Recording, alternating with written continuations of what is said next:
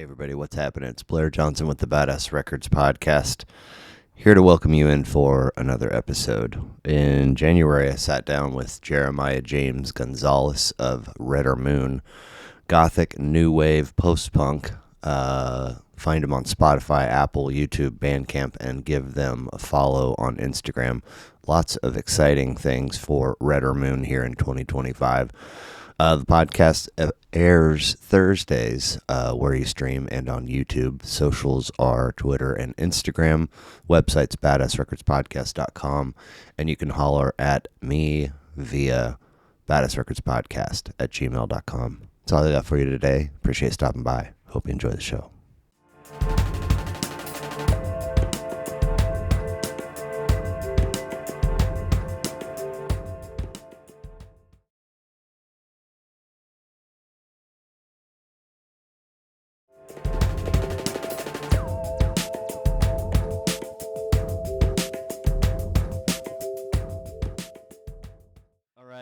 So, marker is there as a reminder for both of us to have you sign the wall when we're done. Cool. Wow, that's awesome. This, I believe, will wind up being, let's see, we're rolling on both, episode number 158 of Badass Records Podcast.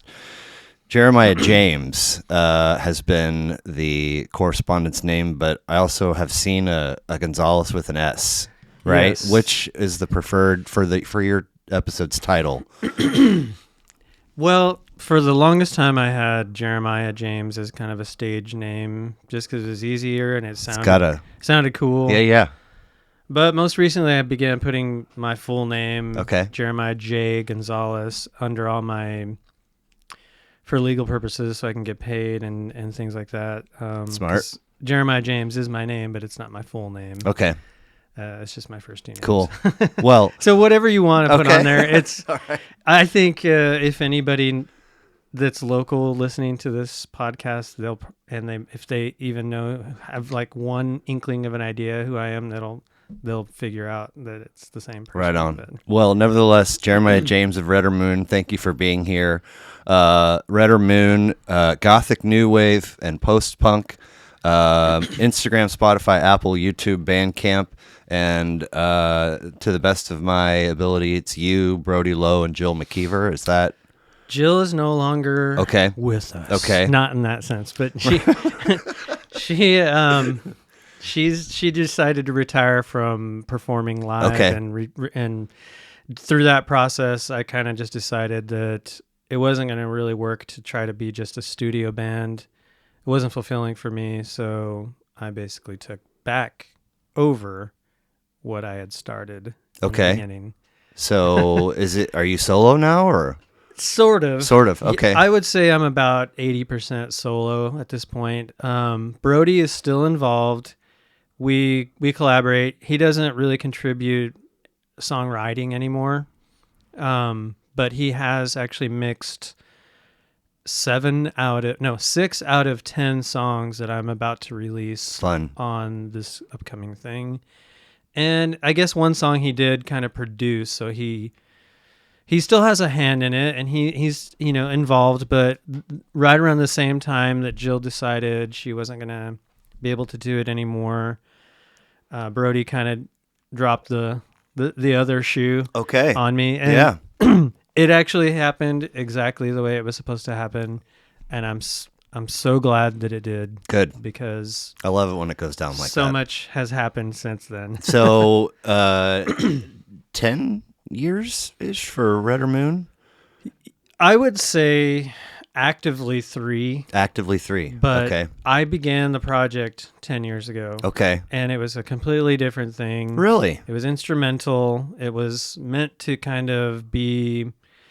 I was working with another writing partner whose name is Matthew Naquin, and he does kind of soundscape, ethereal music. Cool. We started this thing just kind of on a whim, and it turned into some stuff, and I ended up going on a small tour. He didn't go with me, but I went on a small tour with a band called Neon Indian. That was kind of like a hip indie band in like 2014, 13 hip time name. period. Yeah. Yeah. Excuse me. And they took us on a small tour, and I just kind of happened on it through other connections that are really weird. I don't know how deep you want to go with the history, but I ended up getting on a small tour, and when I got back, I took a drummer with me, and then everybody once again was like, "Oh, I can't do it. I've got big boy obligations." So I kind of just kept this thing going. I just kept it. I didn't write any new music. We came out with probably like 8 or 9 songs back in 2014, and started off real strong. Played a bunch of shows. Then I did the tour, and then I didn't write anything for a really long time. In no form whatsoever. No, but I kept the name circulating, and I kept performing. Oh, nice. Those songs. Okay, sure. Once or twice a year. Solo. With various members. Okay. It's been such. I've always been the only one, really, kind of. So the brainchild, if you will. Yeah, I mean, the Matthew Naquin and I really started it together, but even then, he was kind of more of like an engineer, producer, and I was kind of the songwriter. He would contribute a lot of parts, but it really was kind of fueled by whatever was brewing inside of me at the time. So that being said, I've had many different members, and it's been, I mean, probably as many members as some of these other funny local bands that I've been a part of too. Like, I was in this band called Beanon, which is a prog rock band, and they've been around since 1996. Damn. And I've been in and out of it. There's probably been like 30 members of that band over the course of time, but Red Moon has kind of turned into that kind of thing too. However, the Brody, Jill, me thing was probably the longest standing lineup that made it and did the most. Cool. Now, forgive me if I'm wrong in this. Sometimes I cross the streams unintentionally, but did we push so that you could have a Bowie tribute band rehearsal? Was that you? Yeah. That was okay. As deep as you want to go there, I've always sort of had a distant love for Bowie, and then Dan Jones of Dan Jones and the Squids had Black Star on his list, and I listened to that, and I was like, what the fuck is this? So I went through the whole discography, 27 records, and what a journey it was. I wrapped that, and it's just one listen per record, right? But I wrapped that up a little bit before that happened, so I was like, tell me more. Sure, absolutely. I can tell you all about it. It was a weird thing. It wasn't the band that fell to earth, which every time I mentioned it, oh, you're in the band. Sorry. Yeah, I did the same. No, that's okay. It's okay, because those guys are all my friends. Cool. And I wish I could be in that band too. Me too. I don't play any instruments, and I'd like to be in it. Ever since they began, I've always kind of just been like, what about me? But this was a kind of a really interesting thing. So my neighbor across the street from me, he's this guy he's probably a good 10 or 15 years older than me, but I can't really tell because he's such a young spirit. Funny. And he's so cool. He just decided to put together, and he does these different themed parties periodically. This one was a David Bowie tribute for his birth and death type of a deal. And it's a house that he has across the street from me. And he's got it set up. There's a stage in the basement, and then a stage in the ballroom on top. And it's actually like a huge ballroom. This house is huge. What, does this place have a name? Or is it just somebody's house? It's his house. Okay. Him and his wife, they rehabilitated multiple stages. Yeah, and That's he's rad. this guy that he moved to my neighborhood, which is on the west side of Kansas City, from Leawood. Okay. They, I think they just kind of like ended up being empty nesters and decided they want to rehab a cool 1890 house in the west side, and it happened to be right across the street from me. So before he did that, he had kind of like a school of rock thing. I think it was called Rock for Boys. Interesting. There's a school thing that he taught, and he fostered young musicians and things like that. And he did that out of Leawood. So there's all these people, and he's just got this crazy network of people that I don't even know. And I've been involved in the music scene in Kansas City for 20 years. And I'm like, I don't know 99% of these people, and this is awesome. I love it. So, yeah, so he just decided to do this thing, and he put together, I think it was 4 different bands, and he played in 3 of them. Wow. And I had previously gone to one that he did that was kind of like an 80s theme, and it was just a bunch of random songs from the 80s. And he didn't really know at that point that I was even a musician. And we lived across the street from each other for the last 2 years, 3 years. And then we kind of just became friends over the last 6 months and started hanging out. And I've been doing remixes for him and all this like crazy You got stuff. gear for days, I guess, then.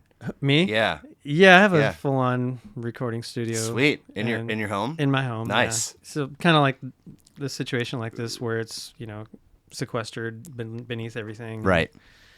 But yeah, so he just asked me if I wanted to be involved this time around because I kind of planted the bug. I was like, hey, next time you have one of those parties, let me know. Let's collab. I'll do something. Yeah. So he asked me, and then he asked what I wanted to play, and I thought to myself, what do I want to play? I'm always playing guitar. I'm always playing keyboards. What do I not get to play the most? So I ended up playing drums for this one. Wow. You got chops in all the lanes. I mean, I try. Yeah. I'm kind of one of those, I can play everything, but I'm not really like super good. Even guitar, which is my main instrument, I'm not really like, I still flub around and stuff when I play live. But you can vibe and push record on a piece of equipment, and there you have some stuff, right? Yeah. So I pretty much do all the recording at my house and stuff for all the projects that I'm in. So did that gig happen? The gig was fun. Yeah, it was last Friday. Okay. What at his place? Mm-hmm. Fun. I don't think he has a name for it, but yeah, I don't think it has a name yet, but it does come up on Google, the geocache as his old business name, because I think, that his business just relocated. Okay. It's like Rock for Boys. I can't remember what it is, honestly, what it is, but so yeah, and it was like a private event. So only a few people, I would say there's probably 50 people there, which is that's fun. It's a fun crowd, in a big, you can move around. It was like a 5,000 square foot 1890s mansion type of deal. But are they done with the rehab? Is it a cool spot? It's super cool. Nice. Yeah. I would say they're probably like 98% done. Okay. Yeah, now, while it was happening, were you annoyed as the neighbor with the project across the street, and then you found out what it was, and you're like, "Oh, that's dope," or?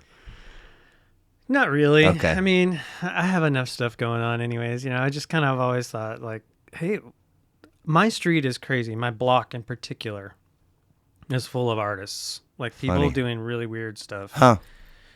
My other neighbor, Timmy Fisher, he lives also across the street, but over the other direction. He has this thing called MK12, which is like a design firm. And I think one of his biggest accomplishments, he's still accomplishing a lot, and he's very productive, but he did all the animation and graphic work for a movie called Stranger Than Fiction with Will Ferrell. Oh, I love that Remember movie. that film? I love that movie. So all that weird kind of digital drawing stuff that was happening, his company did that. So my block is just full of interesting and cool people, and I was, just overjoyed that there was somebody doing that, like across the street. I was like, cool. I knew eventually I would probably be a part of it. Yeah, so right on. Wasn't worried about it. So on the Bandcamp for Red or Moon, I think I saw 8 releases, including a single from late last year. And it feels like, based on dates, that you have been recording for over a decade. Did you, as soon as this thing was existing and off the ground, were you immediately recording? Well, and yeah, it started off just as a recording project first, and then gigging became a thing. We didn't even really have any intention on playing live, but then the better part of me, I guess, came out, and I forced the live thing to happen because it's just a thing that I have to do. Like, if I'm going to create this kind of thing, an art, I have to perform it. It's something that I have to do. Like, it's really hard for me to keep it just kind of in the digital world. Like, sure. I want to bring it out and give it a pulse. Try to create what we did in the studio and do it live. There is another project that I do that I think I've only performed maybe 3 or 4 times. So that one's a little more I don't really care to do that one live because it's too hard. Yeah. It's way too hard. But the stuff like this with Redder Moon, it needed to have a live aspect Sure. attached to it, and so I just, like I said, it started off that way, and I just keep it going. Yeah. So origin story for the name Redder Moon. I hate the name, to be honest. Oh. Is it I one of don't those hate deals where you're like, it's too late to It's switch? way too late. It is way too late. You know, there's people in Sweden buying my music, and I've wrestled with it, with the new thing that I'm doing now after Jill and Brody pretty much kind of departed. I thought, well, maybe I'll just rebrand. But then I started looking at all my numbers and checking out the back end of everything on all my Spotify, and so I'll just keep it going, and I'll keep the name. It's not that bad. The only reason I don't like it is because there are so many bands with the name Moon in it already. There's so many projects with Moon something or Okay. other Moon, it shouldn't be a surprise because it's something we see every month in our society, in our conscious. It's there, so you know it's obvious that so many other people are going to have something with Moon in it. Right. You know, it's not like I'm not as unique as I thought or I want to be, but the Redder part makes it unique. What's the... yeah, the origin story for that isn't as deep or mysterious as you might think. But I was at a party, actually, me and Matthew Naquin and our other friend Justin Wright, who does this really cool project called Expo 70. We were all at this party. Yeah, check it out, Expo 70. You should have him on. He's really cool. And it was like a little house party with friends, but somehow someone invited some art school kids over who had just graduated. And we're at that point probably a little bit older than them, maybe by a few years. And they were really, I don't know what I can talk about here, but they were super stoned. I guess we all were super stoned. Whatever you want to talk about is cool with me. Everybody was really stoned at this party, and we were just kind of sitting in our own little group, and we heard all these art school kids talking about why the moon was red, because I think that night there was a red moon outside. And they were trying to create all these crazy metaphysical reasons for it, which is fine. And there are some that are fun to, you know, entertain. But I just kind of ended up hearing what they were saying, and I kind of just looked at one of them and I was like, hey, it's probably because just light's refracting through the Earth's atmosphere. And it was like somebody pulled the needle off of the record, and everybody got really like upset and mad at me. Okay. Because I pretty much burst their bubble for, you know, the metaphysical side of their stoned adventure. And I got that too. And I felt bad, actually. I was like, I just kind of, you know, logicized this thing for these people. And so then I thought about it. I was like, yeah, Redder Moon. Yeah, that'd be kind of a funny name to make this project. Because before that, there were some horrible names. Okay. One of them was Randall Flagg. We were going to call it Randall Flagg, which is a character from The Stand, Stephen King, The Stand. Okay. There was another one called Ageless Stranger. A bunch of names. I don't hate either of those. Yeah, they're fine, you know. Yeah. I mean, at the time, Redder Moon was cool too, but you know, I've just been, 10 years. It's like, wow, I just have to keep hearing this name over and over again. And now something's finally happening, and I still have to keep this name. Yeah. So the songwriting, fleshing out of songs, recording, digital roles and responsibilities have always kind of been on your plate. Yeah, or have you? I would say so. Okay. And learning curve for any or all of those have things. Sorry, what was the beginning of the question? So, like, oftentimes, if it's a band, you got like one dude that kind of like writes the songs and then brings them to the band, and then they flesh it out. And it's like, okay, no, that's what the song looks like. So there's that piece, and then there's the recording piece, and then there's the putting it digitally and maintaining it digitally. And oftentimes all of that falls on one person. And I guess that has been me the whole time. And have things gotten easier? Has it always been something you just had a knack for? I feel like I've always had a knack for getting the thing done, whatever the thing may be. In every other band I was in, I was kind of always the one kind of helping to organize and getting practices together or whatever. Right. So it was kind of just natural for me to be like, oh, okay, I guess I got to wear this hat too. Right. And I just evolved with the music industry, I guess. Cool.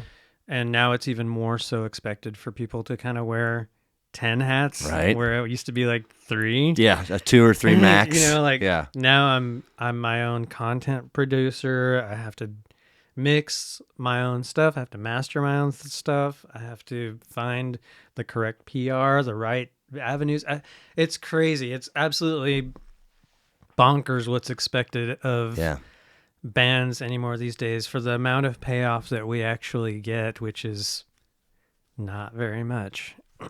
But as I've kind of come to terms with it at this juncture in my career, that I will always do it no matter what. Yeah. So I might as well just not think about that part too much and just continue to grow and do what I do as much as I possibly can. So how mixing and mastering, I mean, have you seen yourself, I guess kind of in hindsight, evolve? Absolutely. Okay. Yeah. So I learned a lot from a lot of local engineers, just from being in the amount of bands that I've been in and going into studios. And I early on, I remember sitting there on the couch, because that's kind of how it always was. You were on a couch behind the guy doing all the mixing. Yeah.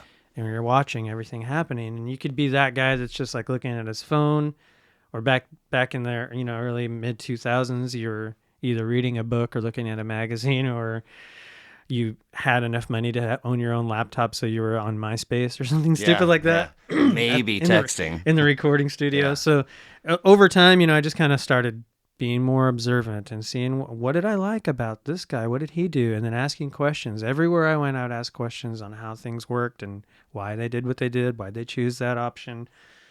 And I just kind of basically, like old school University of YouTube, but it was like University of Real Life kind of in a way. Right. And University of YouTube most recently for a few things. But I kind of taught myself how to do all this stuff. I didn't really go to school for audio engineering or anything like that, but I say that I'm an audio engineer for sure at this point. So. Are you born and raised in the area? No, I'm actually from Southern Idaho. Okay. I was born and raised in Southern Idaho, which is really kind of weird to be from there, because every time I say it, everybody has that exact same reaction. Like, whoa. Well, I think you're the first Idahoan to be on this show. Oh, cool. Yeah, I'm first. I went from northern Colorado to Oregon once, and this time of year, and went across southern Idaho, and there some of it was all at night, but some of it was beautiful. Yeah, you definitely drove through my hometown. I guarantee you. Okay. Yeah, I guarantee you did. If you went that route, you drove through my hometown. Yeah, because we went north on 25 to Cheyenne, Wyoming, and eventually made a left. Yeah. And, at one point we were going through Idaho, and interesting. So how'd you wind up here? Sorry. You're good. Sorry. I got here. I used to be involved in this thing called Youth with a Mission, which was kind of like a very loose kind of religious. Are you talking about thing. YWAM? YWAM, yeah. I used to sell to the YWAM out in Grandview. Oh, yeah. And they did 5, 6, 7 years ago, they did the national function here, and everybody came. And we had to give them refrigerated and frozen trailers. Wow. To keep all their food, because there were so many people. Yeah. So I'm familiar. So, I wasn't. Did you know there was one here? I did, but I never really got involved with it. But that's actually how I got here, which is kind of weird. So when I was in Idaho, I graduated high school, and I knew I wasn't going to really go to college right away. And I heard about this thing. Some people came to through my local church and stuff. And my town was so small that I kind of had to go to church just to have something to do. Sure. I just went and ended up meeting all these people, and they had like a band come through, and I was like, holy crap. And I was already a musician at this point. I started playing when I was 13.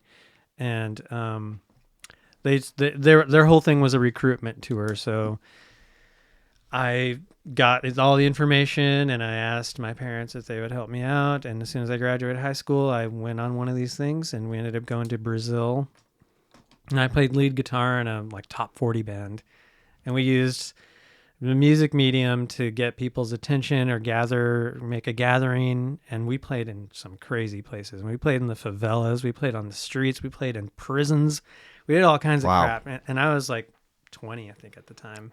Yeah, I've had many key contact folks over there because they come and they're like in class or semester or whatever, right? Couple, three, and then they're gone. Like other countries, other cities, and here's a new person. Yep. And like, I don't live there, so if the person ever comes back, I never know because they don't have that responsibility anymore. Yeah, fascinating. Like, it's a weird structure. Like it usually, sometimes you can go on staff and be like, and live at a certain base for X amount of time. They call them bases. They're all over the world. Yeah.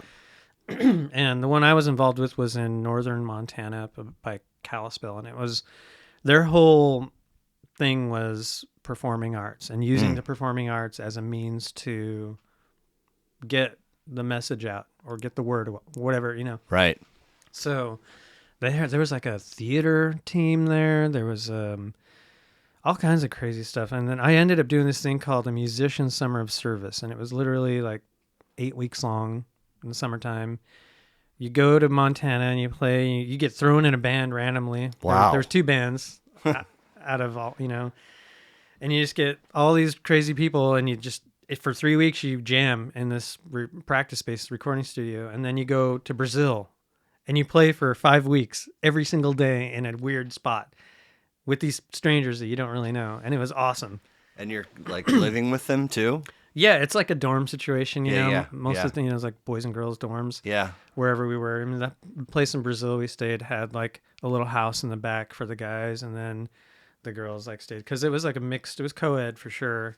We had 2 girls on our team, and then there was like 4 guys, so 6 of us total. Was Brazil cool? Brazil was awesome. Nice. It was life-changing for me. I mean, I was there in the 1998 World Cup when Brazil played France and they lost, and there was riots in the streets. People freaked out. out. It was nuts, man. They told us not to leave the house. They're like, don't leave the house for a little while because you could probably die. And we're like, oh crap. But so I did that off and on for about 2 years and went to various places. I ended up going to India, went to Poland, went to Japan, Amsterdam. I went all over the world doing this kind of Japan? weird. I wasn't there long enough to really know. Okay. Like that was one of the shorter, like, ooh, and then we go to the big one. Gotcha. But I was in India for 9 weeks. I was in Poland for 3 months, and all doing kind of very similar music-related things, and just kind of like being a part. And I kind of got addicted to it. Really, it was kind of like. And I didn't really, I just kind of okay, I'm gonna go to the next one. I'd come home and I'd work and I'd save up a bunch of money. I'd work I remember a couple of years in a row, I took this weird job working in a beet dump in Idaho, where like sugar beets. Yeah. And they'd pay you like this massive amount of money to go out and work like 12-hour shifts 6 days a week. And so I would do that, and then I would go to the next thing. And so that's kind of how I got involved, and I met all these people all around the world, and I just, started just kind of putting out feelers and like, what do I want to do with my life? I don't know. And I came back to the last one and ended up doing like a United States. It came full circle. I ended up being the guy in the band that did the recruitment tour for the United States. Funny. And after that one, I was like, I'm done. I can't do this anymore. I'm over it. And was on this tour with this girl her dad was, his name's slipping my mind, but he was this big time blues producer. He produced like B.B. King and all this stuff, and she was like kind of like a trust fund girl, and she kind of like funded this whole tour for everybody, and we hated her at the end of it. We're just like, this is the worst thing ever. I don't want to do this anymore. I'm over YWAM. I'm done with it. Yeah. I'm going to go to college at this point. I think I was like 22 or 23 or something like that. And my parents were like overjoyed. They're like, finally, you're going to go to college. I'm like, yeah, I'm coming home. I'm going to go to college. And then I get an email from a guy that I met who was from Nigeria, but he was on my very first trip. to Brazil. He was kind of like a team leader. He was Canadian that grew up in Nigeria. It was this weird situation. Anyways, he ended up here in Kansas City because there was another kind of an offshoot of YWAM called Impact World Tour, and it was that thing where they have like the strong guys that like break bricks with their heads and all that stuff. Like, it was weird. But so they had a new metal band that would travel around with these guys, and he was like, "Hey, we need a bass player for a summer. We'll buy your plane ticket. We'll fly you out here. Do you want to come out here and do this thing?" And I was like, "Yeah, I got the summer off. I'm not starting school till the fall. Sure, I'll come out and do it." Well, that turned into 20 years, so here I am. Right. I just stayed. I met so many cool people that weren't involved in any of that they were just kind of like, regular musicians in Kansas City, and just fell in love with being here. And a really weird, it was also a combination of just tired of traveling and touring and just being, I'd done it for 4 years pretty much. Right. So do you have siblings? Yeah, I'm the youngest of 4. Okay. Any idea how mom and dad met? My mom and dad? Mm-hmm. Yeah, they were both working in a potato factory, a French fry factory in Idaho. I actually worked at the same one. My dad. Potato factories came up in my meeting today. Oh, that's funny. Yeah, like, it was Orida. Have you ever heard of Orida? Of course. That's where I worked. Funny. Yeah, so my dad was like a foreman guy there or whatever. Okay. Like, he was one of the main dudes. And my mom, I was just getting out of a divorce or something from her previous marriage. And so she was just kind of like picking up some side work before she was going to go and do some next chapter technical of life. training. Yeah. She ended up becoming like a communication specialist with the local telephone company. Okay. She went to school for that while she was working at this potato factory, and she met my dad there, and that's how they met, and they fell in love, and they had me. I was in an accident. Like, they weren't married when they had me, and then they ended up getting married and staying together for 40-something years. So. Nice. Did they put on music to listen to in the home when you all were young? Yeah, I don't think so. No? Okay. No, but they're both artists. Sure. They're like visual artists. Both of my parents are painters. My dad was kind of a creator. He always was making something. He was a carpenter. He worked with his hands. He fixed cars. He built stuff.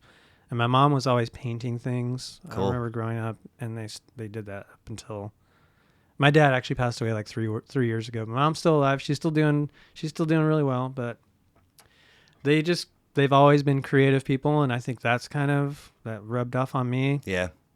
Now, one of the reasons why I wanted to do this is, as a young person, I fell in love with the concept of the album, vinyl, cassette, CD, whatever it is, but with liner notes and art and a physical thing. And you were kind enough to share a list with me, but I'm curious, outside of your list, is there an album that you first fell in love with or borrowed or bought with your own money? Yeah, you know what? And it's been so long that I can't remember what I put on that list. Fair. Since we were talking originally corresponding, I would say,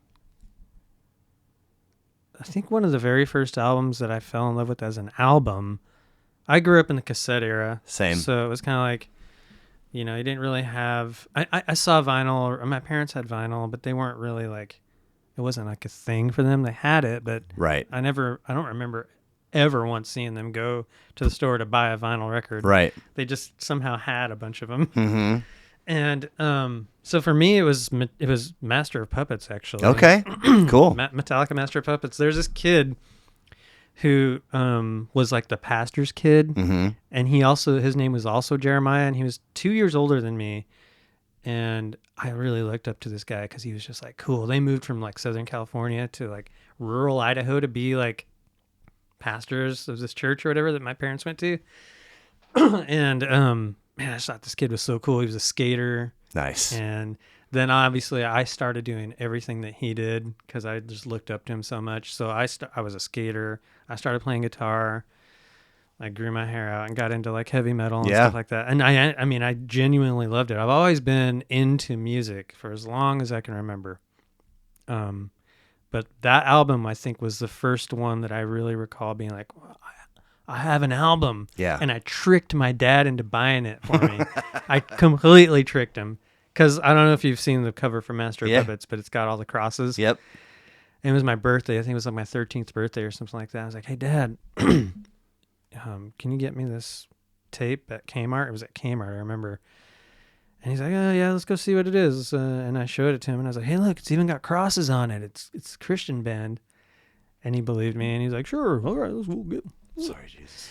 Yeah, and it was like, so I ended up with that. I wound up with that record. That was my first one. Nice. Early or first concert memory? Or anything that stands out? Yeah, there was a band that came to my church, and I was probably like 7, and they were like a rock band, like a Christian rock band. Sure. They were called Fortress. Okay. They were so cool, and they had this song about the rapture, and it scared the shit out of like we were all just like shitting our pants afterwards. We were like, oh, we're gonna get left behind and all that crap. But I remember I'm like, man, those guys are badass. Like, and I was young, I was like 7 or 8 years old. I was like, man, this is fucking badass. But that was my first recollection of a concert. Sure. That feeling you had of like one night only. There was a band. There was like live bands in my church, but they were always playing like, church music. Yeah. And it was upbeat, it wasn't like hymnal or anything. Right. But it wasn't like there was never any distortion. There was never 4/4 drum beats or anything like that. And then Fortress came through. And then it was just like, I guess this is my first concert. I got to do it. Nice. See, your trajectory as a musician starts at age 13-ish with the guitar? Not necessarily, no. I actually started before then. My dad bought me my first instrument, which was a set of drums that I saw in a pawn shop when I was probably right around that age, 8, 9, 10, something like that. And I convinced him to buy me this drum set that was at a pawn shop that we'd always go into. And so I started off on the drums. I had a cousin who was like 10 years older than me that played drums in the church. And so I was like, oh, I want to be like him too, And so I always was kind of like enamored with these figures in my life that were doing something with music. And I wanted to emulate that thing. For sure. And so drums was my first thing. And then right around 6th grade, and I don't even know how old I was at that time because I can't remember how old are 6th graders. 12. 12. Okay, yeah. So 12 years old.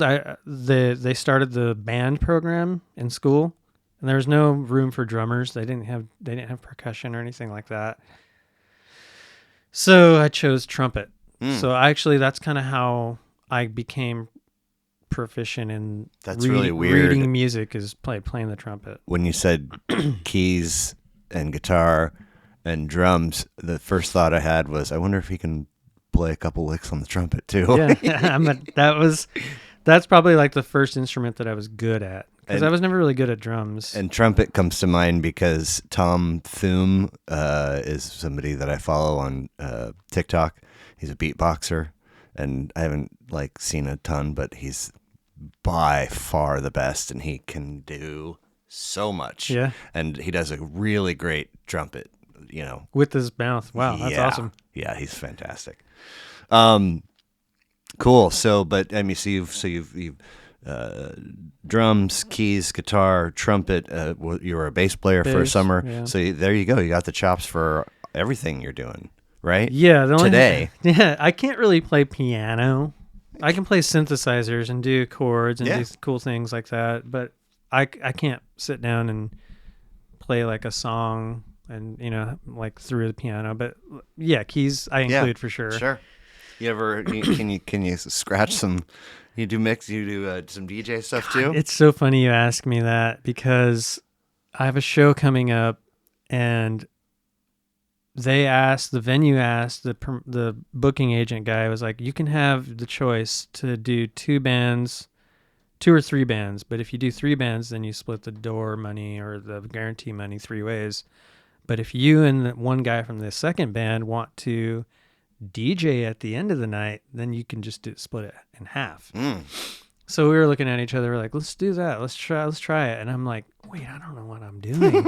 So I borrowed one of those like electronic DJ things that you hook your laptop up to. Yeah. Just last week. Wow.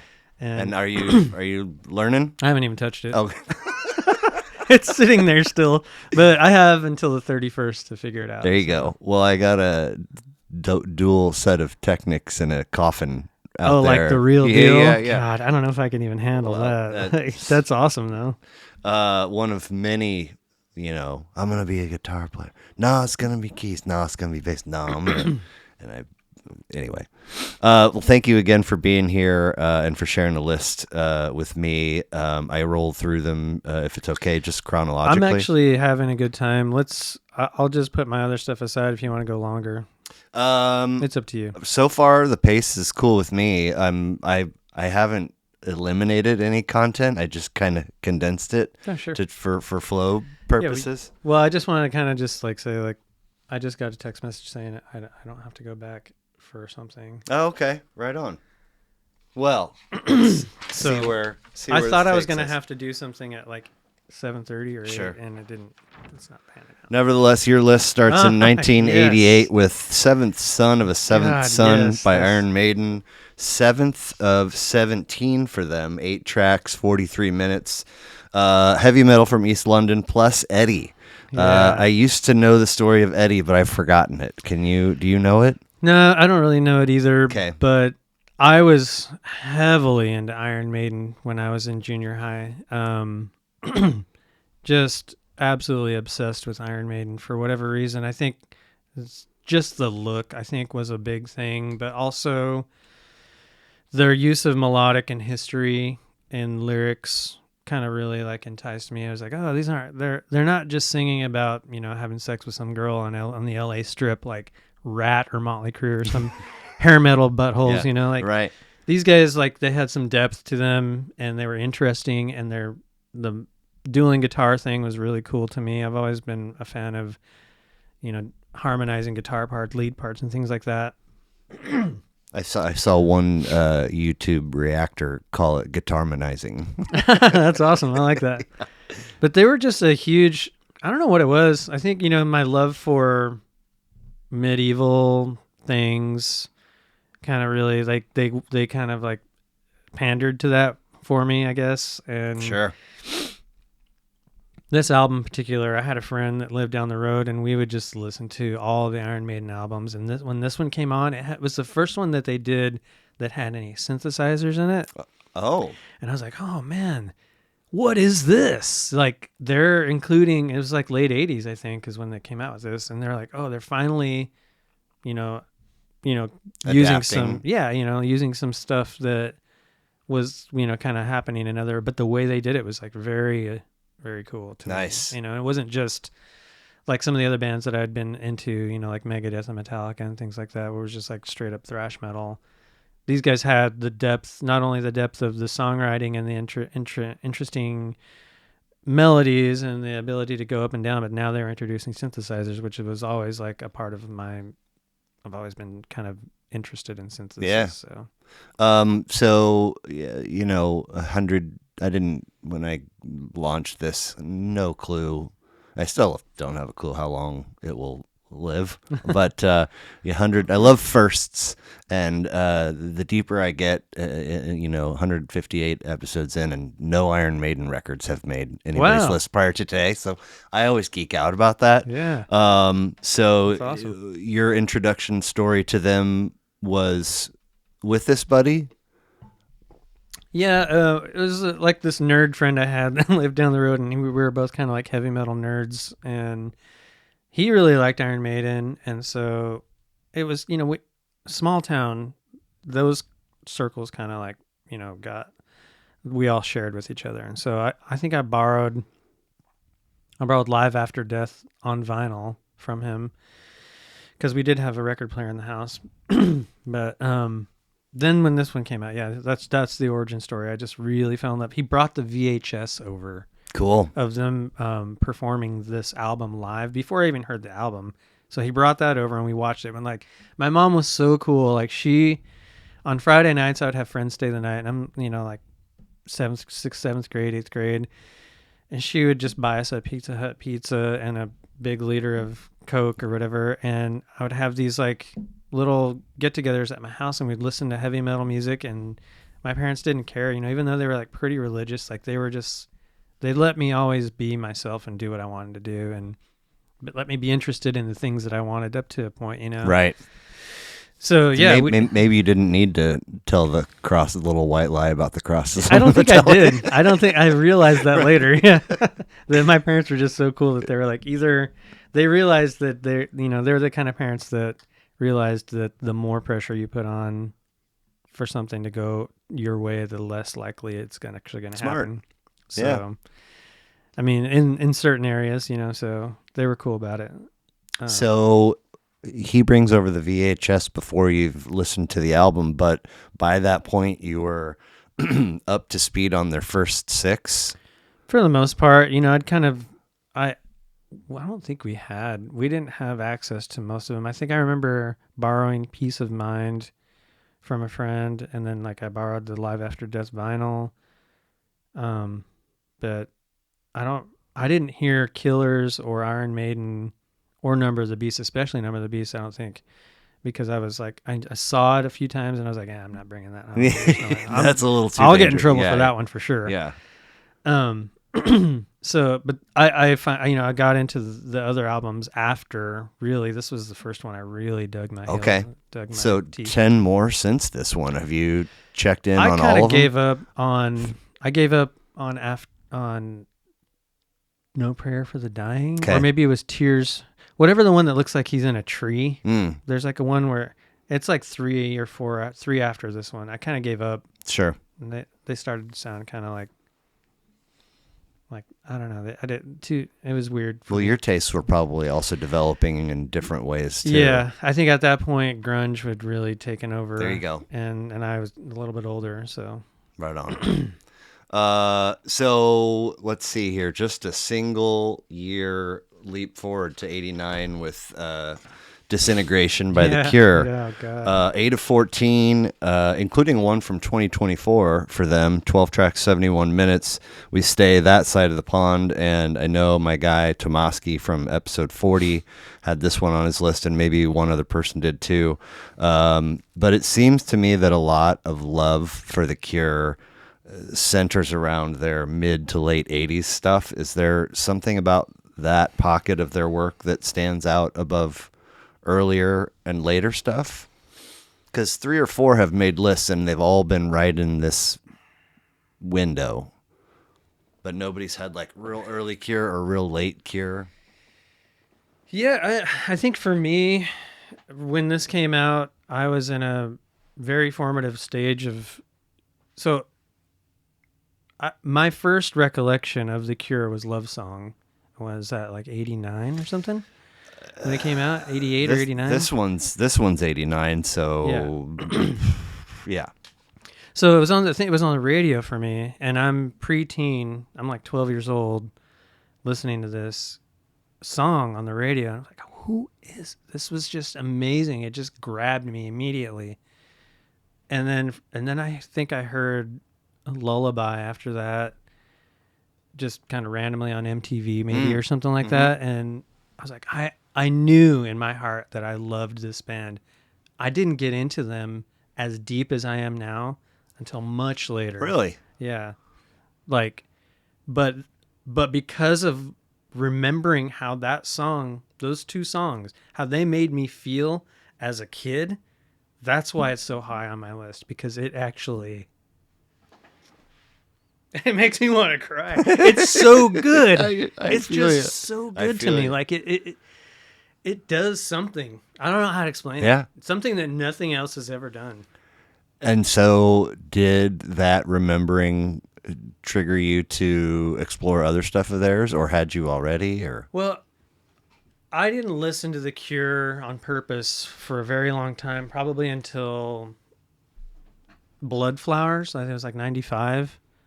That came out, and at that point I was working in a music store, like one of those mall ones. Mm-hmm. And it came out, and I was just like, oh yeah, all right, I like The Cure. I'm cool too. Like I like that, like I'm just, I'm gonna buy this CD. It was a CD at that point. So I bought it, and I liked it, but I wasn't really like super moved. Like I remember being moved by this when I was much younger. But I've always held a place in my heart for The Cure, and then anything that came out after Blood Flowers, I just ignored for a really long time. Okay. Up until the obvious recent. But okay, so let me fast forward. That was 95 or whatever.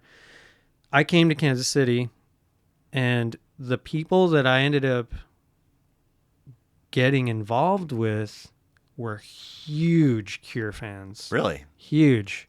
Bass player for the summer, that network? Or No, it did. So kind of. I met, like I was saying, when I got here to Kansas City, I met a vast network of musicians. Right. Not just those people, but like everybody else that I ended up being in bands with, I met right when I first got here, like almost Crazy. immediately. That's wild. And the new metal band that I played bass in ended up playing a show with one band, and then I ended up befriending them. And from that friendship, I ended up going to their kind of like every week they'd have this thing called Philo Theo, and it was a little get together with anybody who wanted to talk about philosophy and theology. And I was like, yeah, I don't have any friends here other than these people in this butt rock band that I'm in. These guys were much older than me too, so they're a good 10 years older than me. So although they were really good friends of mine and I love them dearly, I hope they don't listen to this, but I ended up making friends with these people in this other group of friends, and they were in this band called the Elevator Division, who was notoriously known for sounding like early post-punk, New Order, The Cure, Joy Division, that kind of stuff. Yeah. And I fell in love with their band by proxy of just being in that little group of friends. And then it rekindled my, oh yeah, I love The Cure too. Yeah, we're the same people. Like, let's hang out. And our friendship grew. And so then I was reintroduced into the Cure world, I would say like 2001 when I first moved here. I moved here in 2001, Kansas City. And so I got back into the Cure like heavy again because I wound up joining the Elevator Division in a really weird way. The people in the butt rock band were like, sorry for saying that. God, I'm sorry, guys. I'm not taking it as an insult. It's just funny. Fun, yeah, it's a funny combo of words. They kind of started, fizzling out and stuff. And I knew I didn't want to go back to Idaho because I had already made all these friends. So at one of these Philo Theo meetings, I made the comment. I was like, oh, guys, it's been nice to know you, but I think I'm gonna have to move back to Idaho because I was living with one of the drummer and his wife were married, and so I was living in their extra room, and they got pregnant. So I was like, I don't have anywhere to live, and they said, well, we just rented this huge house in Midtown over by Gates Barbecue on 32nd Street down in Westport, and I was like, do you guys have an extra space for me? And they were like, yes, come live with us. At this point, they thought I was still just a bass player in a band, right? They didn't, no talk of music was ever really like talked about, even though I loved their band. Or I didn't want to like assume that they needed anybody else. Right. But I just really genuinely loved their friendship. And we ended up having this guy's house, and it was like all musicians all the time, just in and out. But there was always like 5 of us that were always there. Anyways, one day, the singer, James Hoskins, he lived across the hall from me, and there's a huge house, and he lived across the hall, and I had my guitar in there, and I was playing some stuff. I think I was playing some Coldplay song or something that I had just kind of like picked electric? up. Yeah, electric guitar. With your amp on? With my amp on, and I was just kind of like, maybe they'll hear me, like. What are you guys doing over there? Yeah, and he literally, it was like it was, yeah, exactly. He was like, and he stuck his head in, and he's like, "What are you doing in there?" Yo, I didn't know you played guitar. yeah, and I was like, yeah, that's kind of my main instrument. I'm not even really a bass player. And they're like, oh yeah. And then like a week later, after their band practice, they all like came up to my room and asked if I wanted to like sit in on a practice with them, and I was just like, I'll see if I'm free. Absolutely. So that's actually how what I call my real music career started, probably right there. Wow. Because that band was By making yourself vulnerable out of Philo Theo. yeah, I guess so. Wow. Making friends Yeah. and just kind of like, Cool. I didn't try really to be in this band. Like, Sure. it just kind of happened organically. So you were ignoring Cure stuff beyond, what was it? Blood Flower? Blood Flowers was like their 1995 release, and that was the last thing I bought. And I just kind of was like, I'd kind of forgot about them. I moved into grunge music pretty heavily at that point, and then I went on that. I was with YWAM playing top 40 stuff for the 19 from like 98 to 2001, I guess. So did you ever go back and pick up the more recent stuff, or Nope, just never cool did. Right on. Just kind of was cool with everything I'd heard up until that point. And then when I got to be friends with these guys, then they introduced me to the old stuff. And I started working my way back to like Kiss Me, Kiss Me, Kiss Me, and Faith, and Three Imaginary Boys, and all the stuff that I was just like, I had no idea that it actually existed, because everything up to that point was just like, oh, I love what this did for me. This one little thing did for me. I love The Cure too. And then, I got to go back and excavate this amazing trove of stuff. Yeah, very cool. So another small leap, not more than just a year, but to 1992 with Faith No More's Angel Dust. Yes. This is 4 of 7 for them, 13 tracks, 58 minutes. I never really gave much of The Real Thing a qualifiable listen, because I was just hearing the single. Was it Epic? Epic, yeah. So this was my first true sit down to listen to a Faith No More album.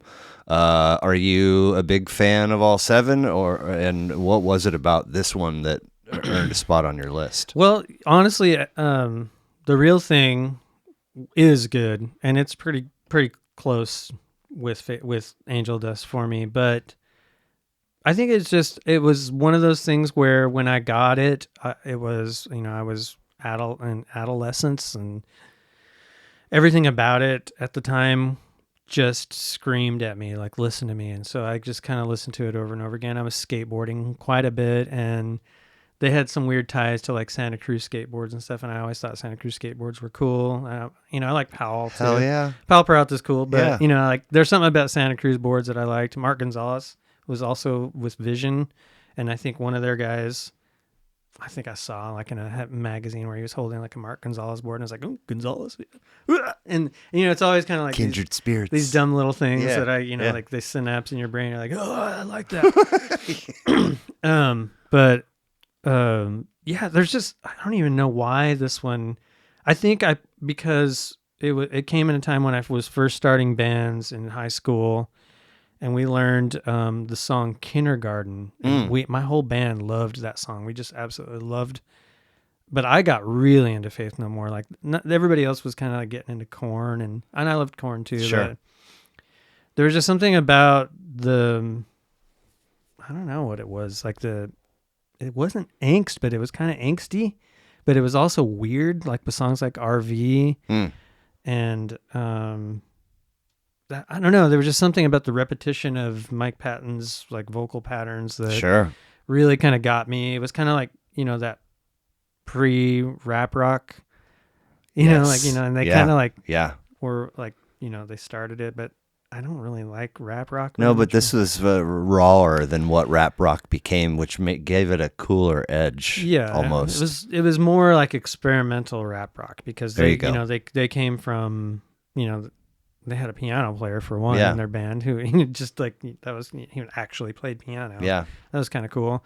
I don't know what it was, but for whatever reason, it's up there on my list of most influential records, because there's something about the way Mike Patton delivers his vocals and the way that he can change. He's got like a rubber voice, he can do these and then he's like, and it's like he just has such an interesting range that I was enamored with. Yeah. And that was before I ever even tried singing myself. So yeah. Now other projects for him, is he part of Mr. Bungle? I think he started in Mr. Bungle, but I've never once purposely listened to a Mr. Bungle album. Somebody had, I think, self-titled if memory serves, Mr. Bungle on, and it is all over the place. Like within songs, Yeah. there's genre jumping that Yeah. you're like, And these guys kind of do it too. right, But it's right. maybe not as pronounced, but Yeah. And then I feel like he's been in something else too. yeah, I should know. I should have starts with a P. I can't remember what it is, Yeah. but I didn't really follow. So after I listened to Album of the Year and King for a Day, Fool for a Lifetime, and they have some really good stuff on them, but none of those after Angel Dust really had quite the impact on me like this one did. And I just attribute it mainly to the time of period in my life. Sure. Where I was growing as a teenager, I think, and then as I grew older with them, I didn't really follow. I mean, I still like those albums, but I haven't listened to anything else. I haven't even listened to their new one because I'm kind of afraid to. Like it'll ruin your feeling. Yeah, just the way that I feel about this one. Yeah. Also, so kind of just like held it like over here for a little while. If you stumble across it organically, that'd be all right. Yeah, it'd be fine. But you don't want to like force it and then be like, damn. But now tomorrow I'm probably gonna go put it on a playlist. And I'm like, I might as well listen to it now. I talked about it. And then we leap to 2002 with Turn on the Bright Lights, Interpol. Mm-hmm. First of 11 tracks, 49 minutes. We go from San Fran with Faith No More to Manhattan.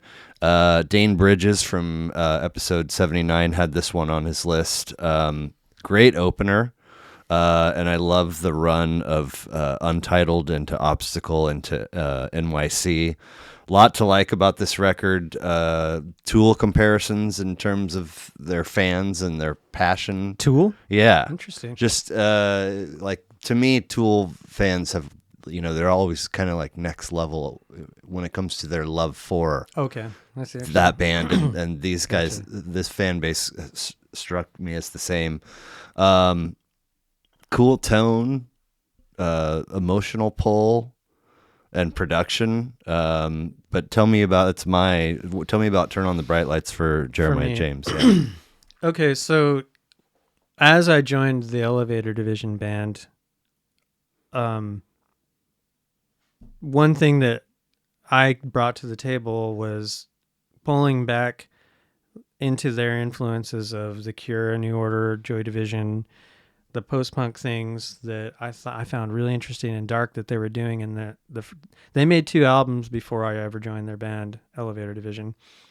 And they were kind of like that genre. And then when I heard this, I was like, hey, these guys like that stuff too. And it's really obvious. And then, holy shit, their songwriting is amazing. And then I just I put the cement on my feet and jumped into the river with these guys. I was just like, I'm going down with them as far as I can go. And I fell in love with this album. And I, died to a lot of other things with that album. It consumed me for a really long time. I want to say like 2000, right when it came out. Was it 2002? Yeah. And that's right when I joined Elevator Division. I think I joined in the spring of 2002. Okay. And then this came out, and then it was like we were all into it. Nice. Because those guys were already into this kind of music. And so then it pulled us in, and we started writing music that was very similar, going back to what they were already doing. It's kind of confusing what I'm trying to say. No, I'm following. Yeah. So then it just like satisfied this thing within me, like, holy crap, this band that I'm in is doing what I'm absolutely into also. And we were all into it. We like bought into the whole post-punk thing quite a bit, and we got signed, and we were in magazines, and we were doing all kinds of stuff. And are you still in touch with any? Yeah, okay. We still write music together. What? Yeah, we stopped for about 15 years. Okay. But we just had a reunion right in 2020. That's awesome. How did that come to be? It was just a 15-year reunion. The singer guy and the bass player both went, when the band dissolved in 2006, they both went back to college and then got married and had kids. And then me and the drummer were kind of more like, not really, we're just like lifer music people, and so we just kept doing our own things in other areas. But So college never actually landed on I your... did go. Oh. I ended up finally going back and I just got like an associate's in communication, Cool. but I didn't really find Did the that check need. the box for mom and dad? I think at that point they were just kind of like whatever. It was like so far. You know Jeremiah. It was so far after the fact that Sure. it didn't really matter, Right, you know. right. But back to this thing, you know, like it just really, like I said, it consumed me for a long time, and the songwriting. And they took a lot of stuff from another band that I really liked called the Chameleons. Okay. And I actually got to see them play. They played on my birthday in Kansas City. Oh, wow. Just recently, last year. Okay. Like they did a resurgence tour, and but yeah, the Interpol stuff. I was, you know, that was again in another time period in my life where I was defining who I was with this band that I just joined. We were on a record label. We were touring.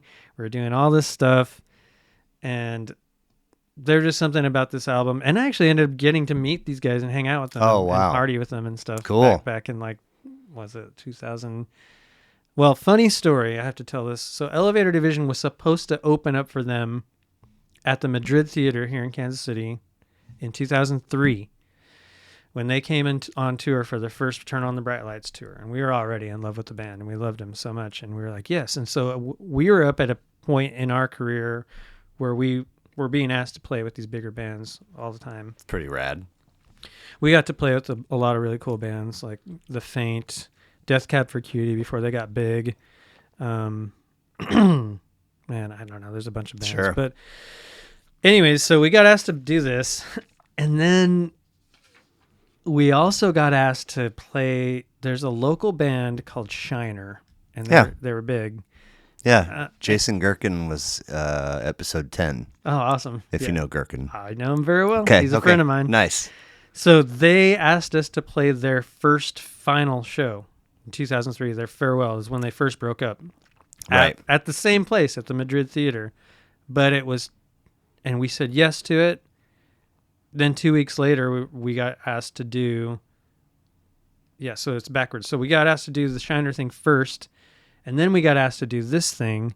But then the promoter found out that we were already doing the Shiner thing, and the dates were too close in proximity, so we lost the Interpol show. Why does that matter?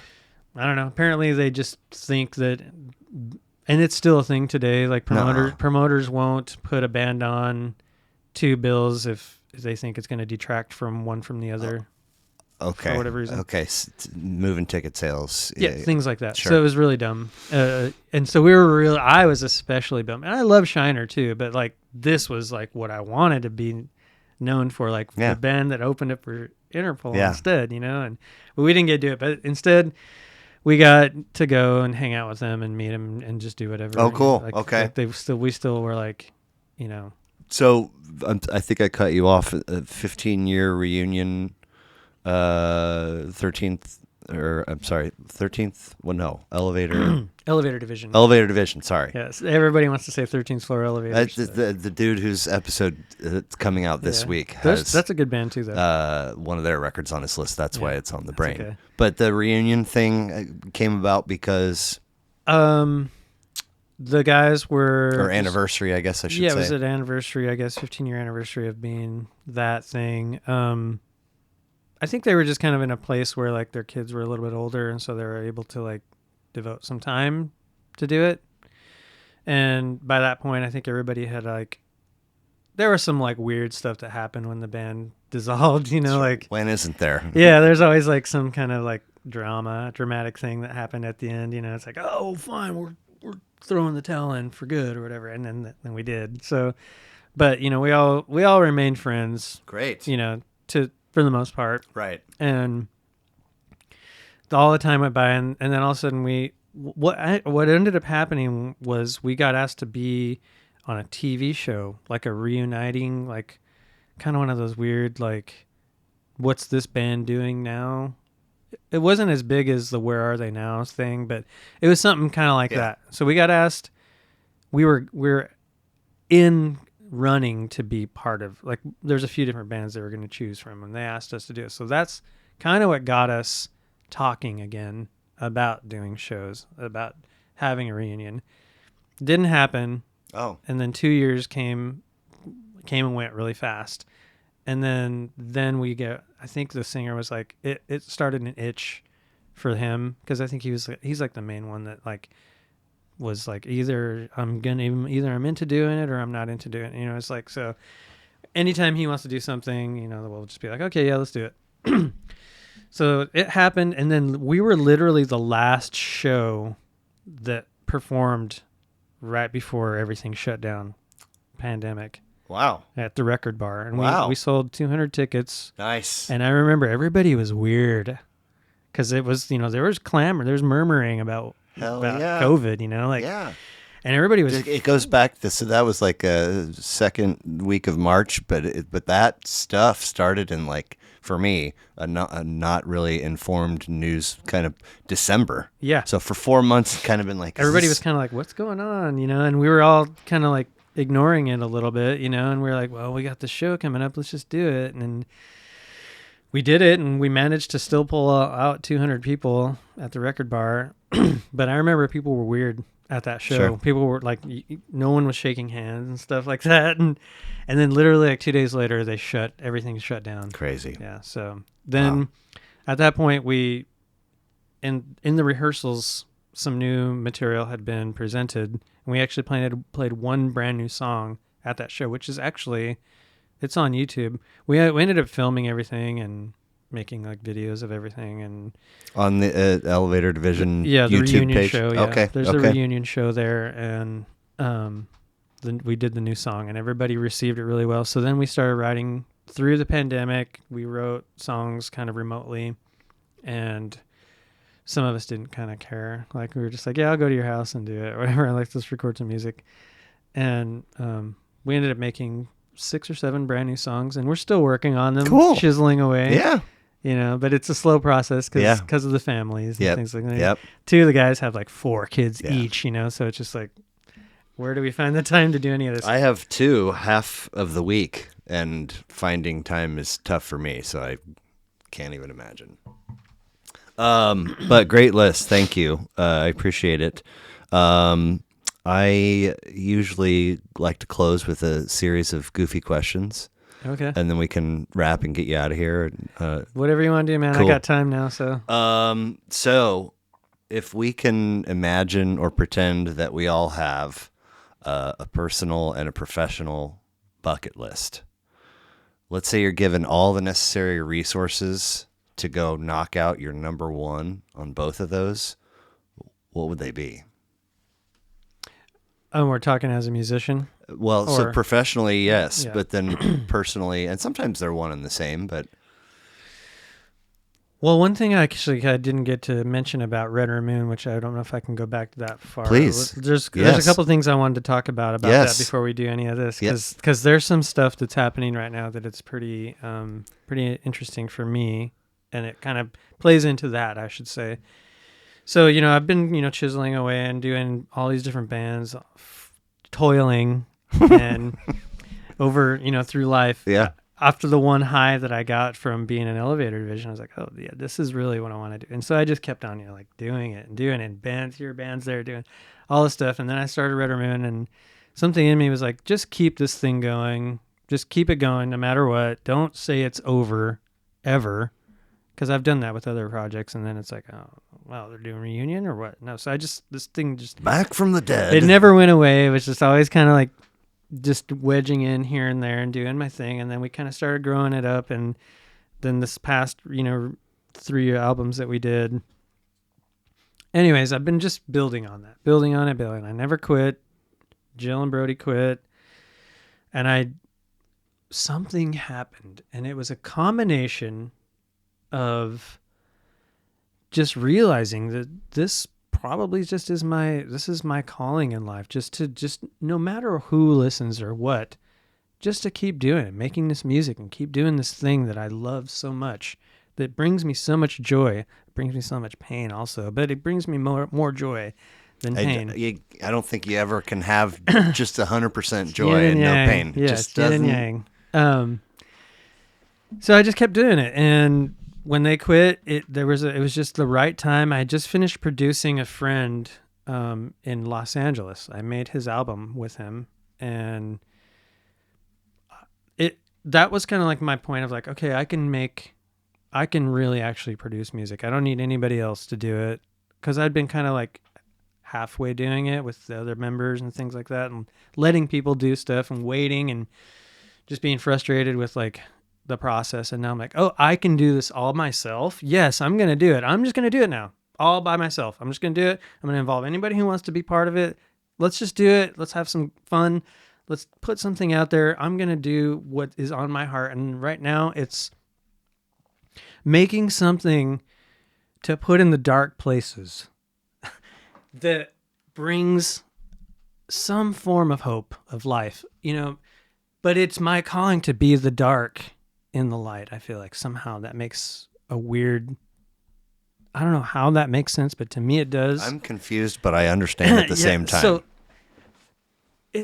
I think it goes back to just knowing how certain music made me feel and how I felt like it saved me from a lot of things, or it comforted me at certain times, or when I say save me, I mean, I turned to like some music that really made me feel better about whatever it was that I'm going through. And then realizing at this point in my life that it isn't about being a rock star. It isn't about how many people I can have in front of me telling me how awesome I am.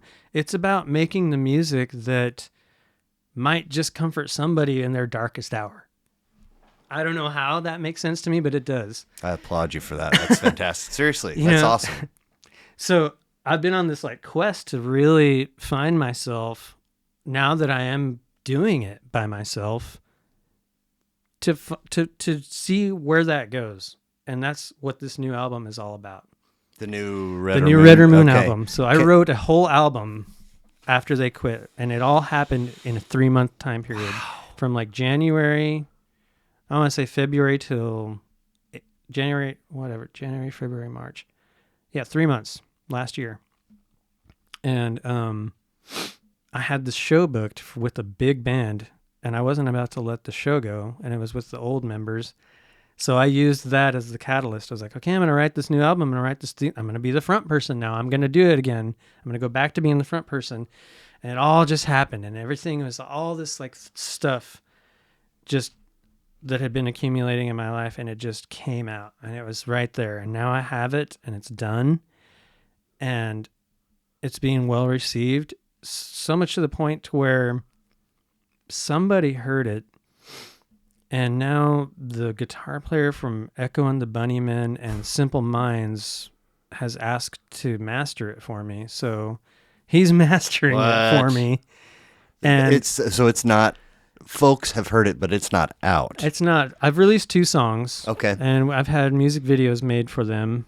One of the music videos I made was a trade for the album that I produced for the guy in Los Angeles. Oh, cool. So I produced his album, and then like almost a year later, he made a music video for me because he's a filmmaker. As they say in Dances with Wolves, good trade. Yeah, exactly. It was a good trade.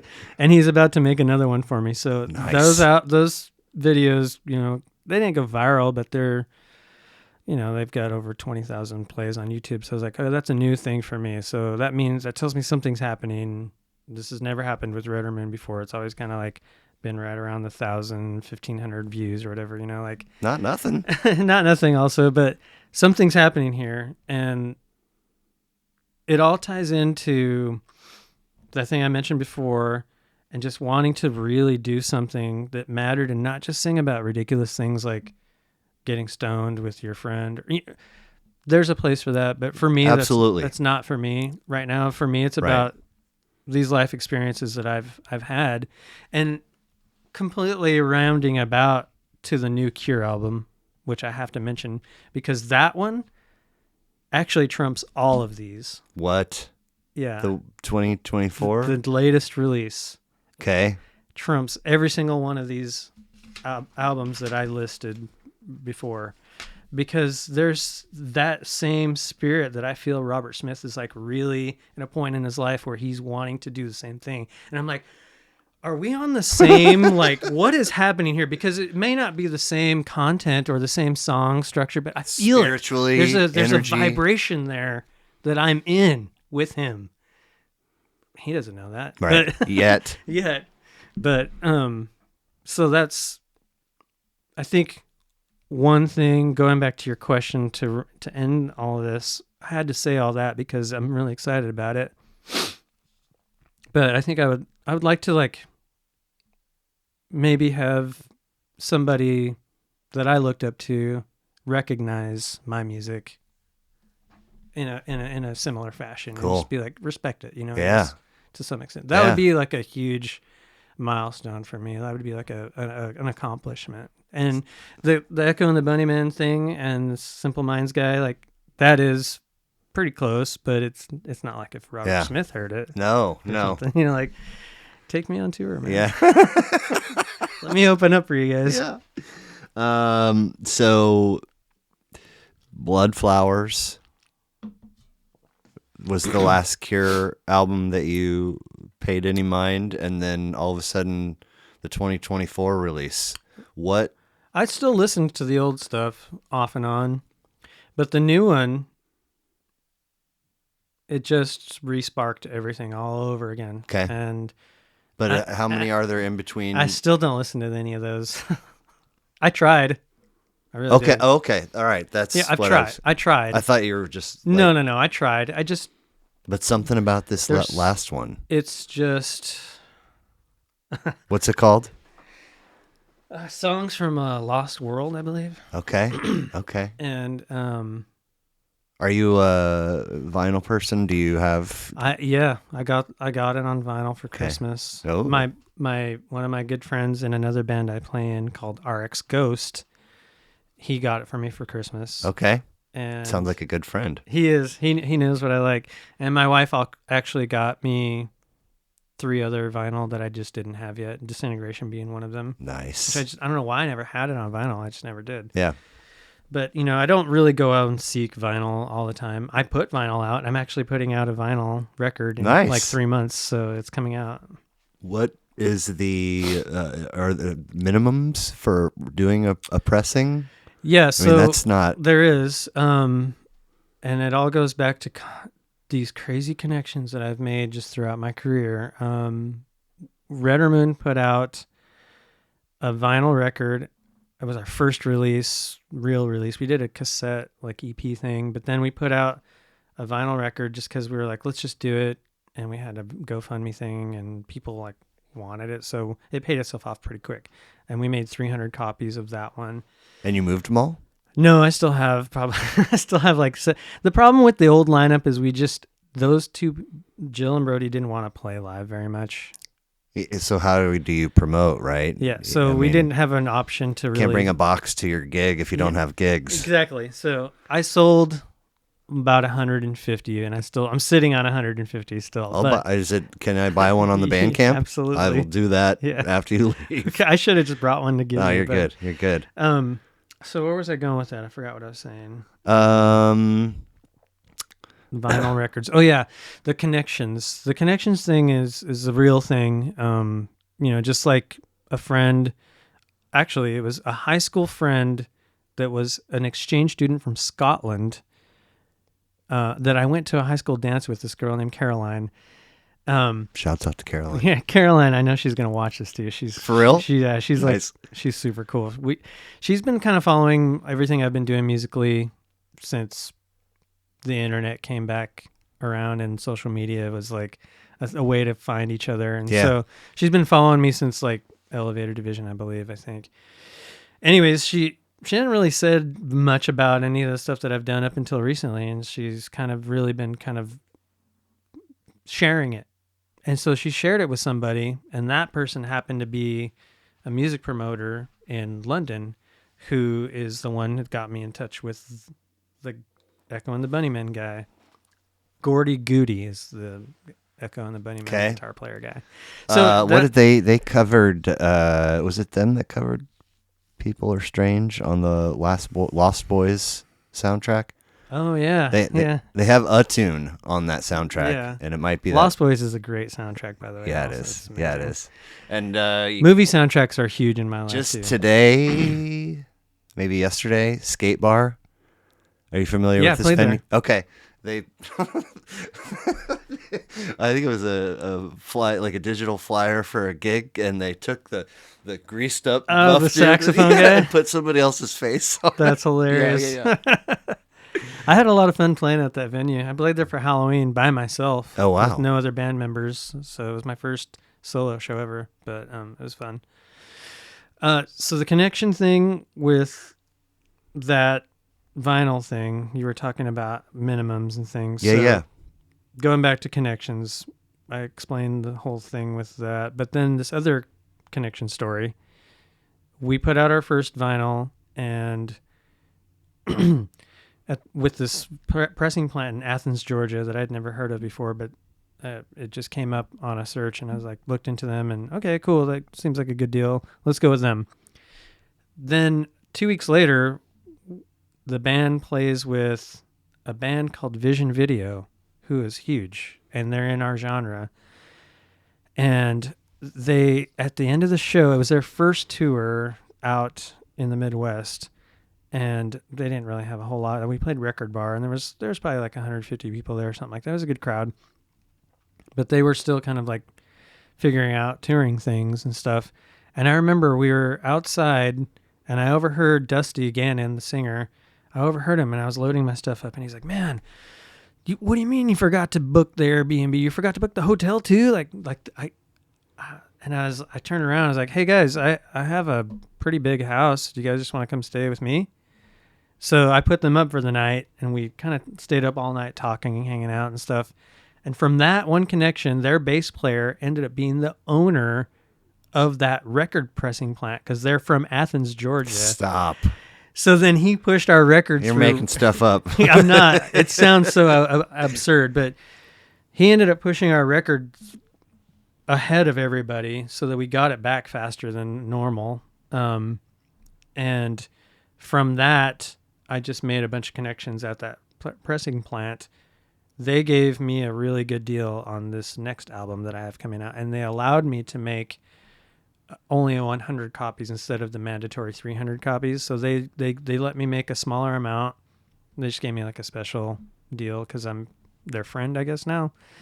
So that was a really huge deal for me, So because they trimmed away their margin and put you in front of other folks that were going to give them better margin. Yeah, because I put them up. I gave them a place to stay. Like it was Good trade. Yeah, it was just, a good trade. And I had no idea that was going to happen. Yeah. Like, I didn't even know who this band was before that time. Turns out they've asked us to come back and play with them like 3-4 times, and they're huge. They're like, they got like over almost 200,000 followers on Instagram, and every time they like repost our shows together, they tag us, and they're just really nice people. Anyways, so yeah, this new album that I have coming out, I only made 100 copies because it is kind of expensive to do it by yourself. So, sure. Two singles are out? 2 singles are currently released from the album, and they're on Bandcamp, the Red or Moon Bandcamp? On Bandcamp and on YouTube, because I made videos for them also. Right. So. And so do we have a date for the, or is that still... I'm kind of keeping a release date to myself for now. Yeah. Because my plan is to keep releasing some singles before I say, "Oh, here, you can have the whole album." It's kind of a dumb strategy that I'm going to try doing this time. So cool. I like it. They'll be available at live shows when I get them back, but I think I'm going to get them sometime in March. Okay. So be here before you know it. So I do have a title for it. It's called "If You're Falling, Dive." Just the title of the album, because it actually goes back to when Jill and Brody decided to leave. We were at a really high. Oh yeah, we were at a 3-month little. Yeah, we were at a high point in our tenure as a band. It was that particular 3-piece, and we had just released an album, and no one wanted to play any shows, and so we had all this attention coming at us. but no one wanted to play a show. And then all of a sudden they don't want to be in the band anymore. So I'm up here and I literally just feel like I was like, oh no, what's going to happen?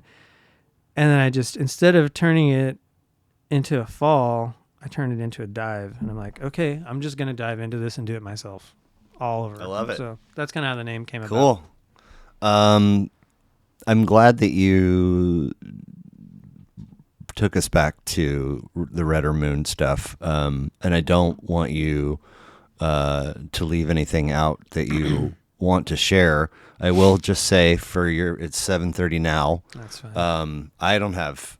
Oh, we can keep talking. So if there's other Redder Moon pieces that you wanted to share, please do. Yeah, just that I did, through this whole process, I went through a time period in the early moments of being back to being solo, reached out to a handful of people to see if they wanted to pick up the torch for vocals, a few females, because I kind of wanted to keep that dynamic, you know. In my mind, I was like, "Oh, it's got to keep this. It's got to be." Jill handled vocals previously. She was a singer. Okay. And Brody and I wrote all the music for the 3 releases with her on it.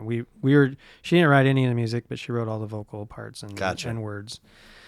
I had some input on vocal parts, but nothing like it's like a 2% thing or whatever. But so I kind of I initially was trying to keep that dynamic.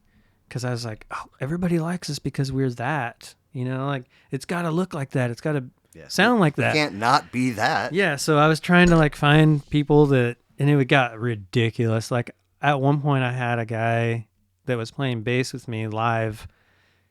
And one of the only reasons I had him on was because, well, he's an old friend. He's cool. But he kind of looked like the other guy too. Oh, shit. It's kind of stupid. I'm sorry, Dan, if you watch this, but you know why you're not playing with me anymore right now, so it's fine. And then I was trying to find a female vocalist to kind of like fake my way through, like, oh, we're still Redder Moon the way it was, you know, but you know, and it was a stupid idea. But in that process, I had asked a bunch of people to play with me and to kind of try to remake this thing. And one person was this really cool person named Laura. She goes by, her artist name is Elska. She's an amazing musician. Check her out. Elska. Yeah, and I think her Instagram handle is Elska Lullabies.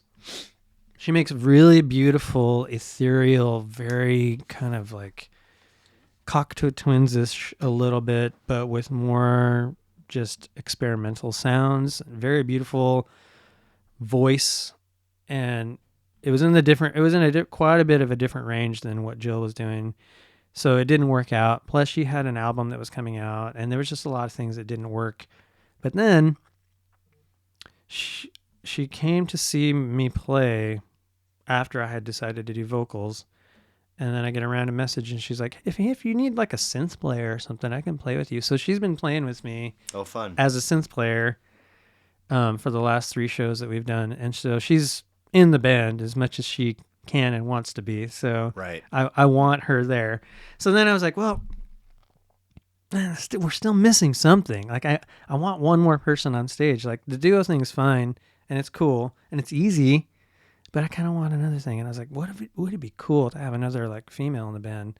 So I saw this girl play in this band, this local band that's really cool also. They're called Still Ill, and they're kind of like post-grunge kind of noise, but melodic still.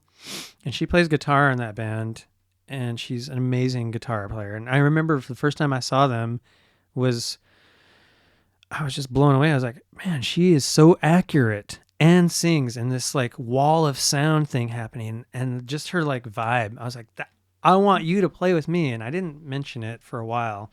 And finally I got the nerve to ask if she wanted to. It's like, do you want to play bass in my band? It's completely different from what you're doing, but maybe just listen to it and see. It's really low, you know, it's low maintenance. The parts are already written. You just kind of just be performing. Maybe eventually we can all write stuff together, but for now you just play. Like you don't have to write anything. Just play. I just want your vibe. I want you to play with this.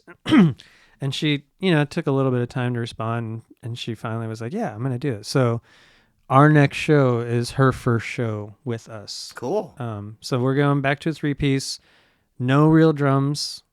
I've had real drums, but it's fun, but it's not necessary for this band. It seems like they would kind of need to be quietish or on the quieter side. No. Whenever we have, so I have this guy, Pat Adams, and he's just like a hired gun. He's like the best drummer I've ever played with in my entire life. He's amazing. Okay. And he looks cool, and he's just a badass. He's just badass. Nice. So if we played a few shows where I was like, I don't know how I'm going to do this. I don't want to go up and do it by myself. So I had the guy playing bass, the other guy, Dan. And then I hired Pat to learn all my stuff exactly how it was on the recordings. I was like, just play this exactly like this. And I didn't know if I knew he was good, but he shows up and it's like the fake drums are playing in my like monitor, my PA at home, and he's playing with them, and I can't tell the difference. And it was powerful and it was loud and it's fucking cool. But we don't really always we don't need live drums. And it's just kind of, he's really busy with other probably higher paying gigs than what I'm able to pay him. So I only bring him in on like the big shows that we do, like Record Bar, or if there's like, like 100+ people venue that we're going to play. But the smaller ones, I just keep the pre-recorded electronic drums that I programmed on all the recordings, like, because I did all the drums for the most part on this album. And we just play like that. Just a bunch of backing tracks. I play guitar and sing. She plays bass and she plays synths. So nice. It's kind of an easy thing. There's no big drums to move around. Everything fits in a little small suitcase and in my guitar. There you go. Yeah, a lot of my outreach is sort of dictated by what the algorithms are giving me. Mm-hmm. Like I think at some point it learned that if your profile pic is you with an instrument or you behind a mic or you're a painter or whatever, like I'm probably going to reach out to you. I was wondering how you found me. I was, it's been a minute now, but I was somebody posted something and tagged Still Ill in it. And I was like, what's that? And I was like, huh. So I sent them a message and the person that responded was like, I'm interested. In fact, I think you were just talking to my wife. And I was like, sorry? Like, who is your... And his wife came and did an episode. It's not out yet, but just 2 before yours. Who is it? Amber Lee. She's a Dear You tattoo. Oh, yeah. Yeah. Yeah, so it was Ricky, I think. Okay. I mean, I never got the person's name. I think it's Ricky. A lot of times I'll message with people for weeks or months, and then we finally land on a date, and it's coming up, and I'm like, by the way, what's your name? That's funny. Because it's the Red or Moon or whatever. You know. So anyway, maybe Ricky will come do it, but that's really rad. Yeah, I mean, he seems, I don't really know him that well. I just kind of like just recently got exposed to all those people. So let me just interject another little side thing in here too, because it's worthy of mentioning. And I think, I play in another band also called RX Ghost. Yep. And I joined the band about a year ago. And Josh Thomas he's kind of the front man and he's wearing all the hats like I wear in Red or Moon. And I play lead guitar in this band with him.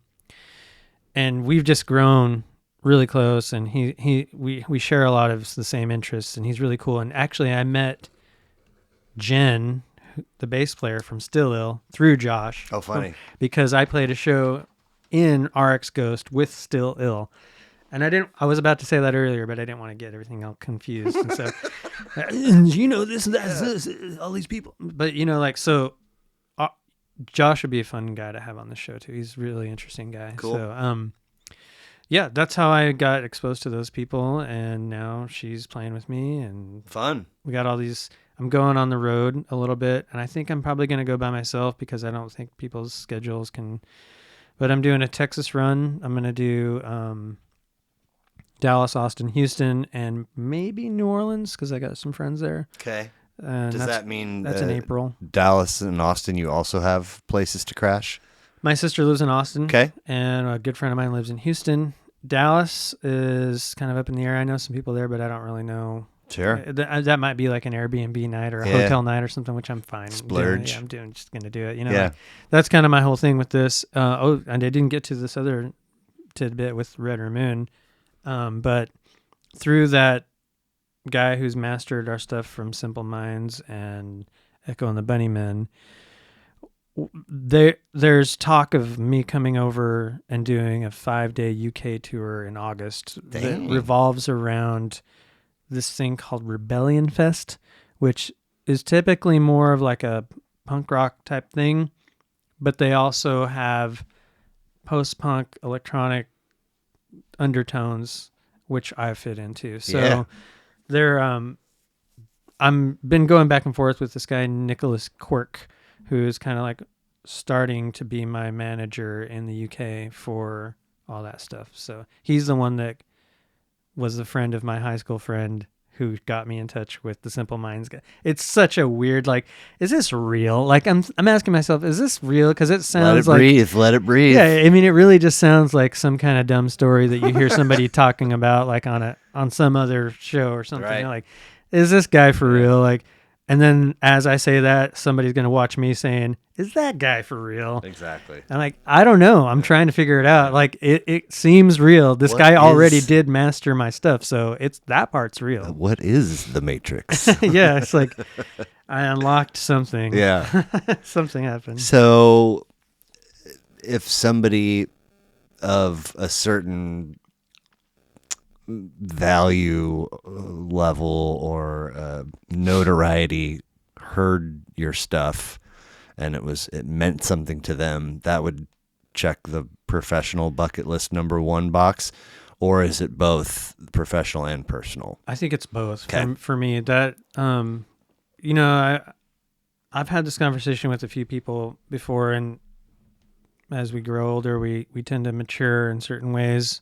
One of those ways for me was what I spoke of earlier. Like, it's not about being a rock star or how many people can tell me how cool I am because of what I do.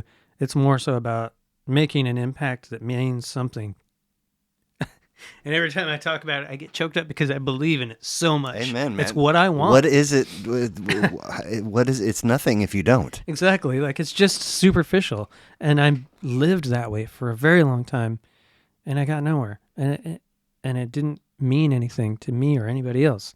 In fact, it probably ruined things because I was being an idiot or, like being selfish or, So all that to say, it's both personal and professional. Cool. For me if someone were to recognize it and say, wow, that song actually, that's a good song. Yeah. If somebody that I looked up to or whatever, that would check off a huge thing for me. Well, I didn't know you prior to an hour and 40 minutes ago, and I'm happy for you. That's, Thanks, seriously, like if somebody's doing the thing and it's not just superficial, it means something, and it's giving them joy and maybe an opportunity or two along the way. Awesome. Like, what else are we here for? I mean, Anyway. So you're given the ability to have lunch with anyone of your choosing, dead or alive.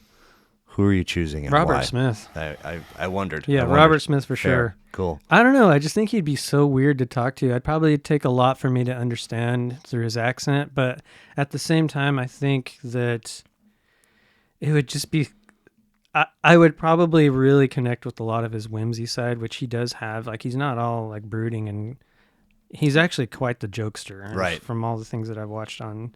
But I think it would just kind of be interesting just to be like, hey man, like, did you think, I would love to ask him, did you think you would be where you are now when you were, when you first started out? And we'd probably have some laughs about how it's, and also, how ridiculous it actually is. You would of course have to ask, when you first started making stuff that really springboarded the whole thing, but what about that 2024 record? Is there one that's got more value or weight, or they equal? Like, tell me about that feeling for you. Yeah. You're given the ability to visit your past self at any age. Also, you're choosing. What age are you choosing, and what are you saying?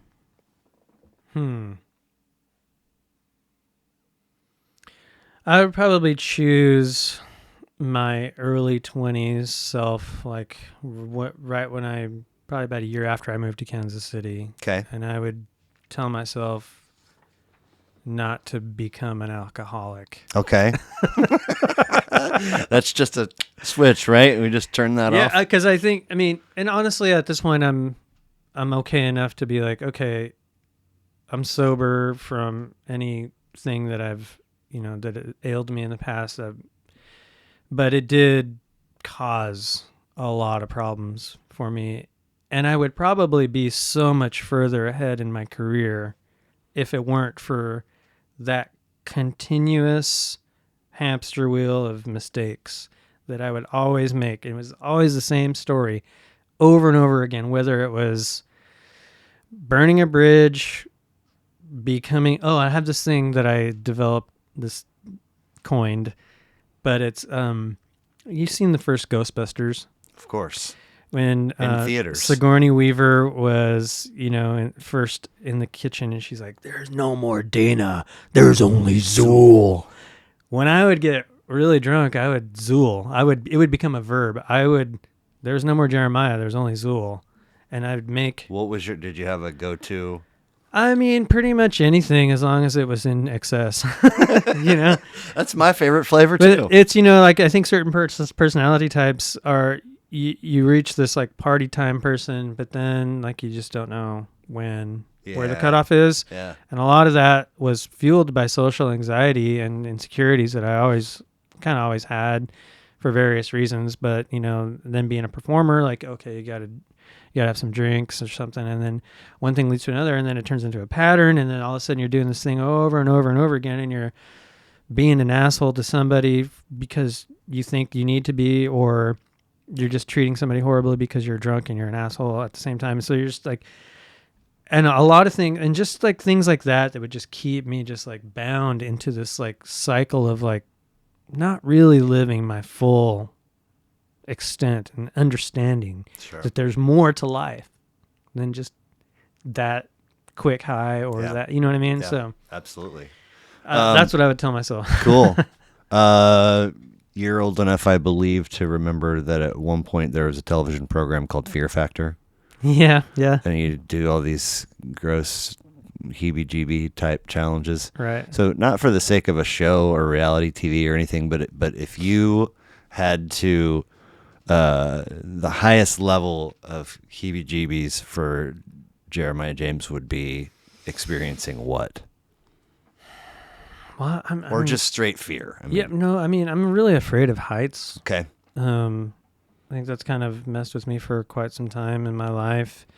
I used to be really afraid of spiders, but they haven't really bothered me lately like they used to. Mostly because in my studio, in my basement, I share space with spiders. And I just kind of had to get used to it. Yeah. I'm like, oh, yep, you're there now, and this is my space too. Yeah. I'm not gonna mess with you if you don't mess with me. Fair. And I talk to them like idiots. Oh, the other night, we had a practice, and a spider. Laura was playing synths, and we were going through, and it was like a full-on practice. It was loud, and I was like in my moment, and all of a sudden, I just hear this shriek from hell, and I look over, and she's just like, ah! And this spider had come straight down and stopped right in front of her as she was playing, and just was like right there, and she freaked out, and then it fell onto the keyboard, and I had to find it for her, and then I saw it crawl into the keyboard, and I was like, yeah, I think it's gone. It's no big deal. Let's just keep going. And I was like, oh shit, this thing's gonna come out at any second. And sure enough, it did. And shrieks began again.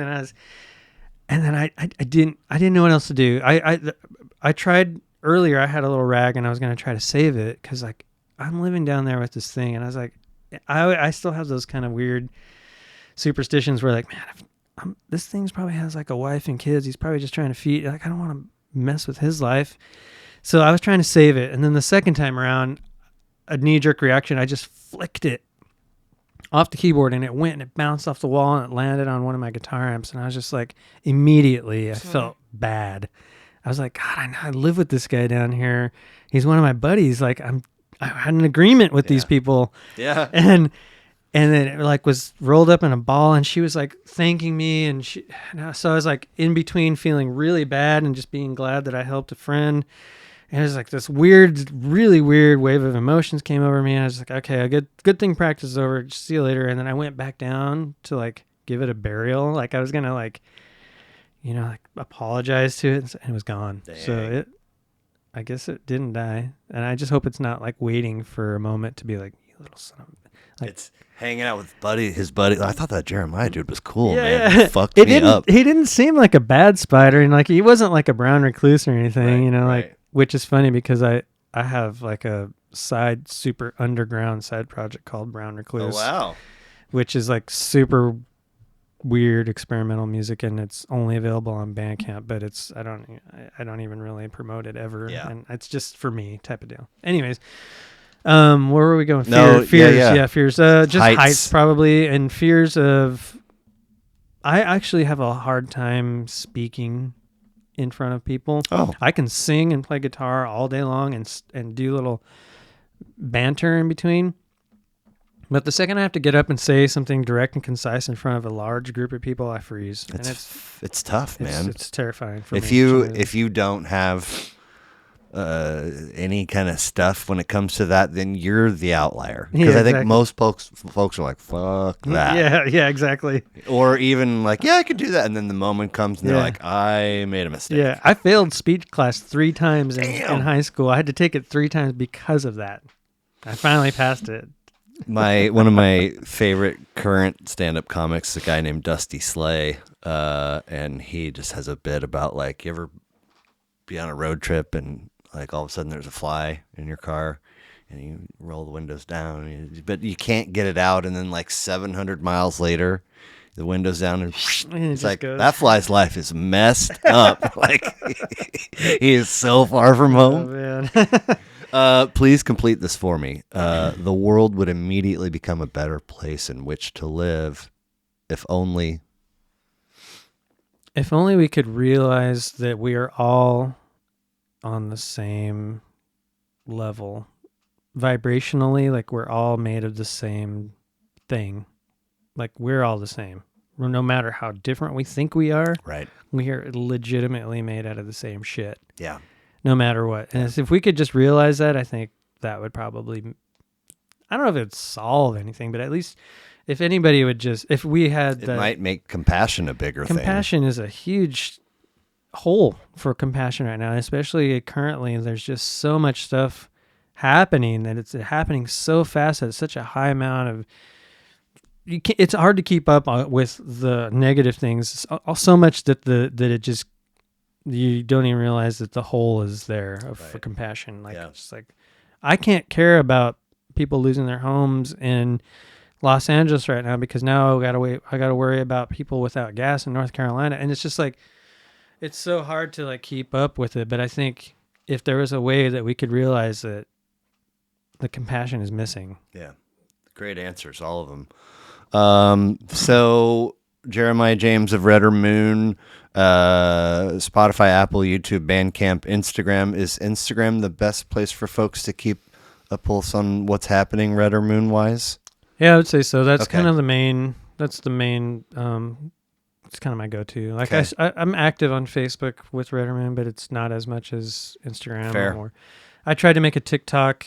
I think there's something going on with TikTok right now. I don't really know. It's 5 days. Well, yes, I saw Trump on a TikTok yesterday saying, TikTok got us so many millions and millions of views. Maybe we should not.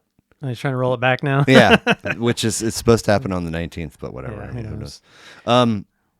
Any other plugs or things that you had hoped that we would cover but did not?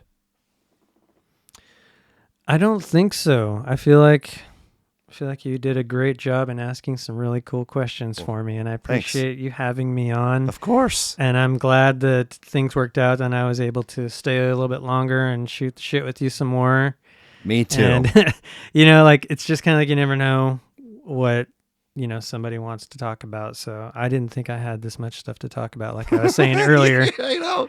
I read that. I was like, I'm not just whatever. It wasn't on you at all. It was mostly on me. Like I was like, I don't think I have anything to say for that long. What am I going to talk about? Well, and I'm not when I say most episodes run X amount of time, it's not because it has to be that. Sure. It's just what has happened. I mean, some of these have been 4 hours, and Wow. yeah, I mean, try editing that. Yeah. That's a freaking Yeah, half a day. Yeah, my wife had a podcast for a while, and I was her editor, so I know exactly what it's With like. video.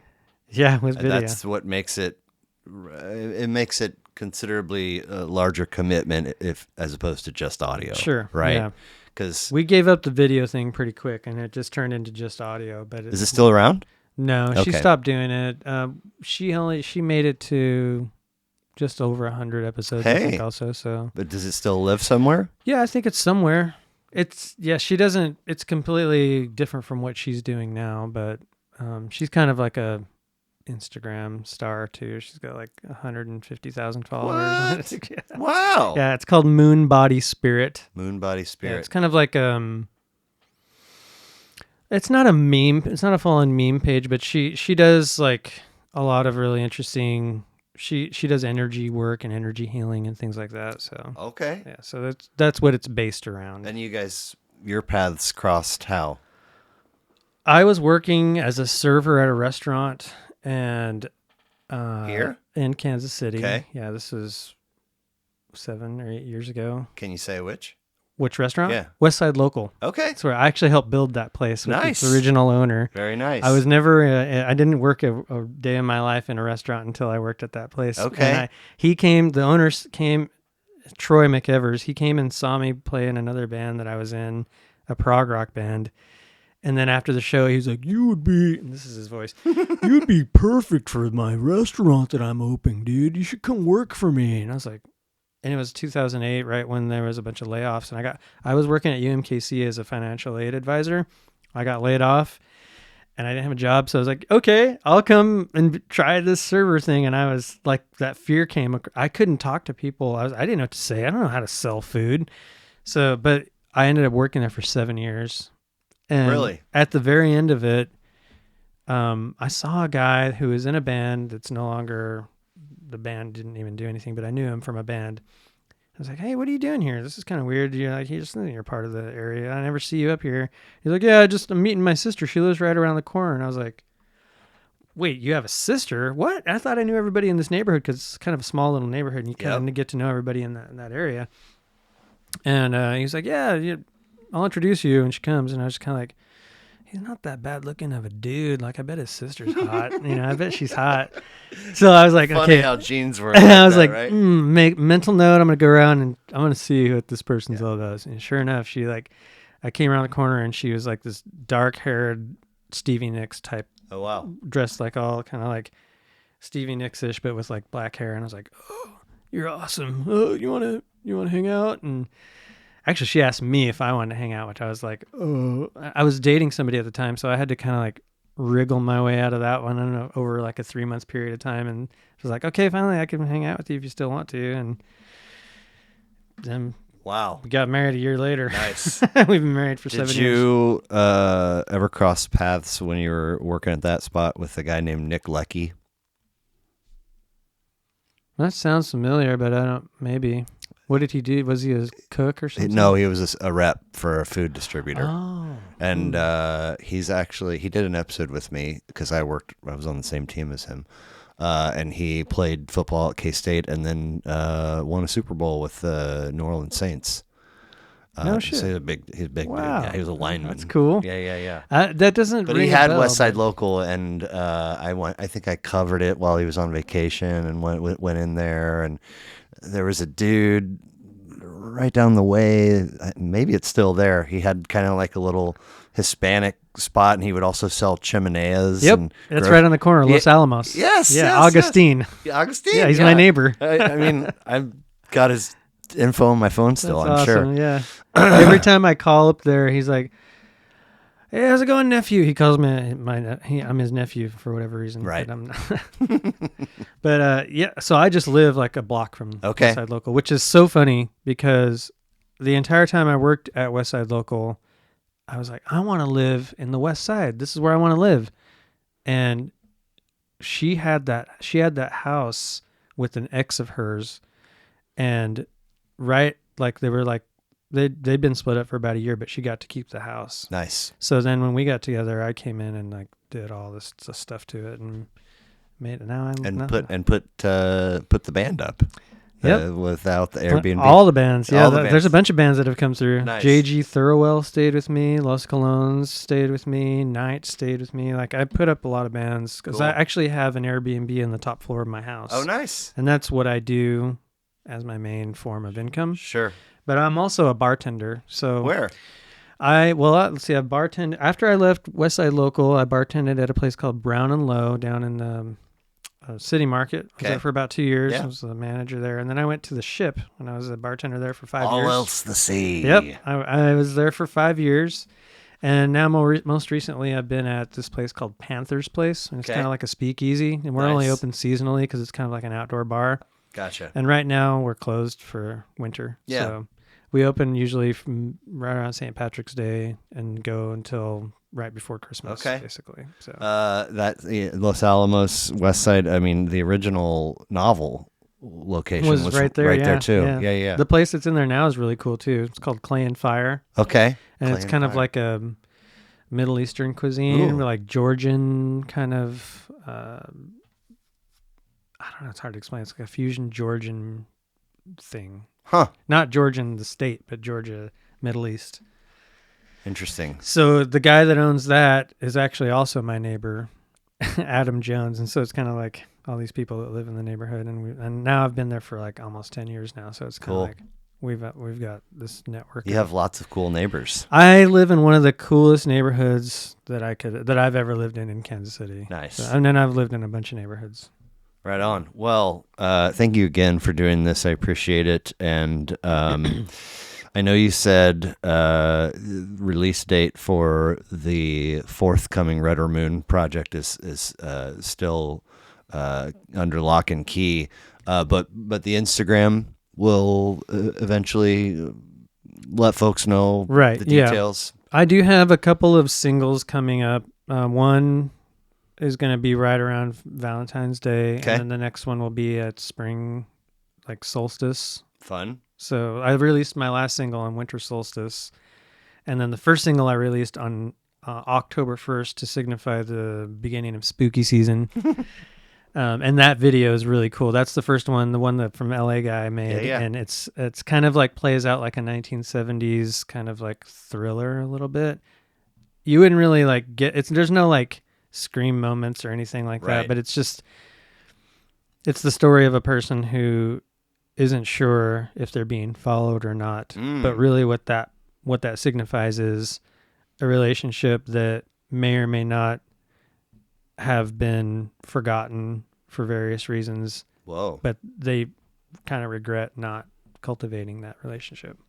Cool. But it kind of plays out in the video as if someone is following her through the streets of It's like it was filmed down in Sunset Boulevard in Los Angeles at night. It's a pretty cool video. Rad. It's really good. And it's like really kind of slow, like a 70s like horror film, kind of weird. Like the cinematography and the music itself is fast, but right. Cool, man. So Red or Moon singles coming out, and the album will be announced when it's less cold out than it is right now. Yeah, and I feel like it. Like I kind of made it. I guess I can tell. I'm not going to really release it until I get an opportunity to play with like a bigger touring band, just so that there's like one of the most depressing things about playing in your own hometown sometimes is it's just really hard to put a local build together where a lot of people show up. It doesn't matter. Like even the most successful bands in Kansas City are not successful in Kansas City because it's kind of like that old saying, like a prophet is without honor in their own hometown. Like, they're like, oh, I can just see that guy. I can go see him at his bar. He's just that guy that works at a bar. He's not in a band or whatever, So it's just really hard to put together local shows and feel good about what you're doing without having it be a letdown and only like 30 or 40 people showing up or something stupid like that. I know it. So it's like I wait strategically for a show that I think will bring in a lot of people, like opening up for a larger touring act. Then I'll say, oh, and by the way, this is our album release too. Right. Because I know there'll be like 150 people there, and then Yeah. I'll at least, like have some new ears that wants to hear Yeah. it too, I mean, not the same, but akin. It doesn't matter how many family members or friends I have or people I know. It's the people that I don't know that help grow Exactly.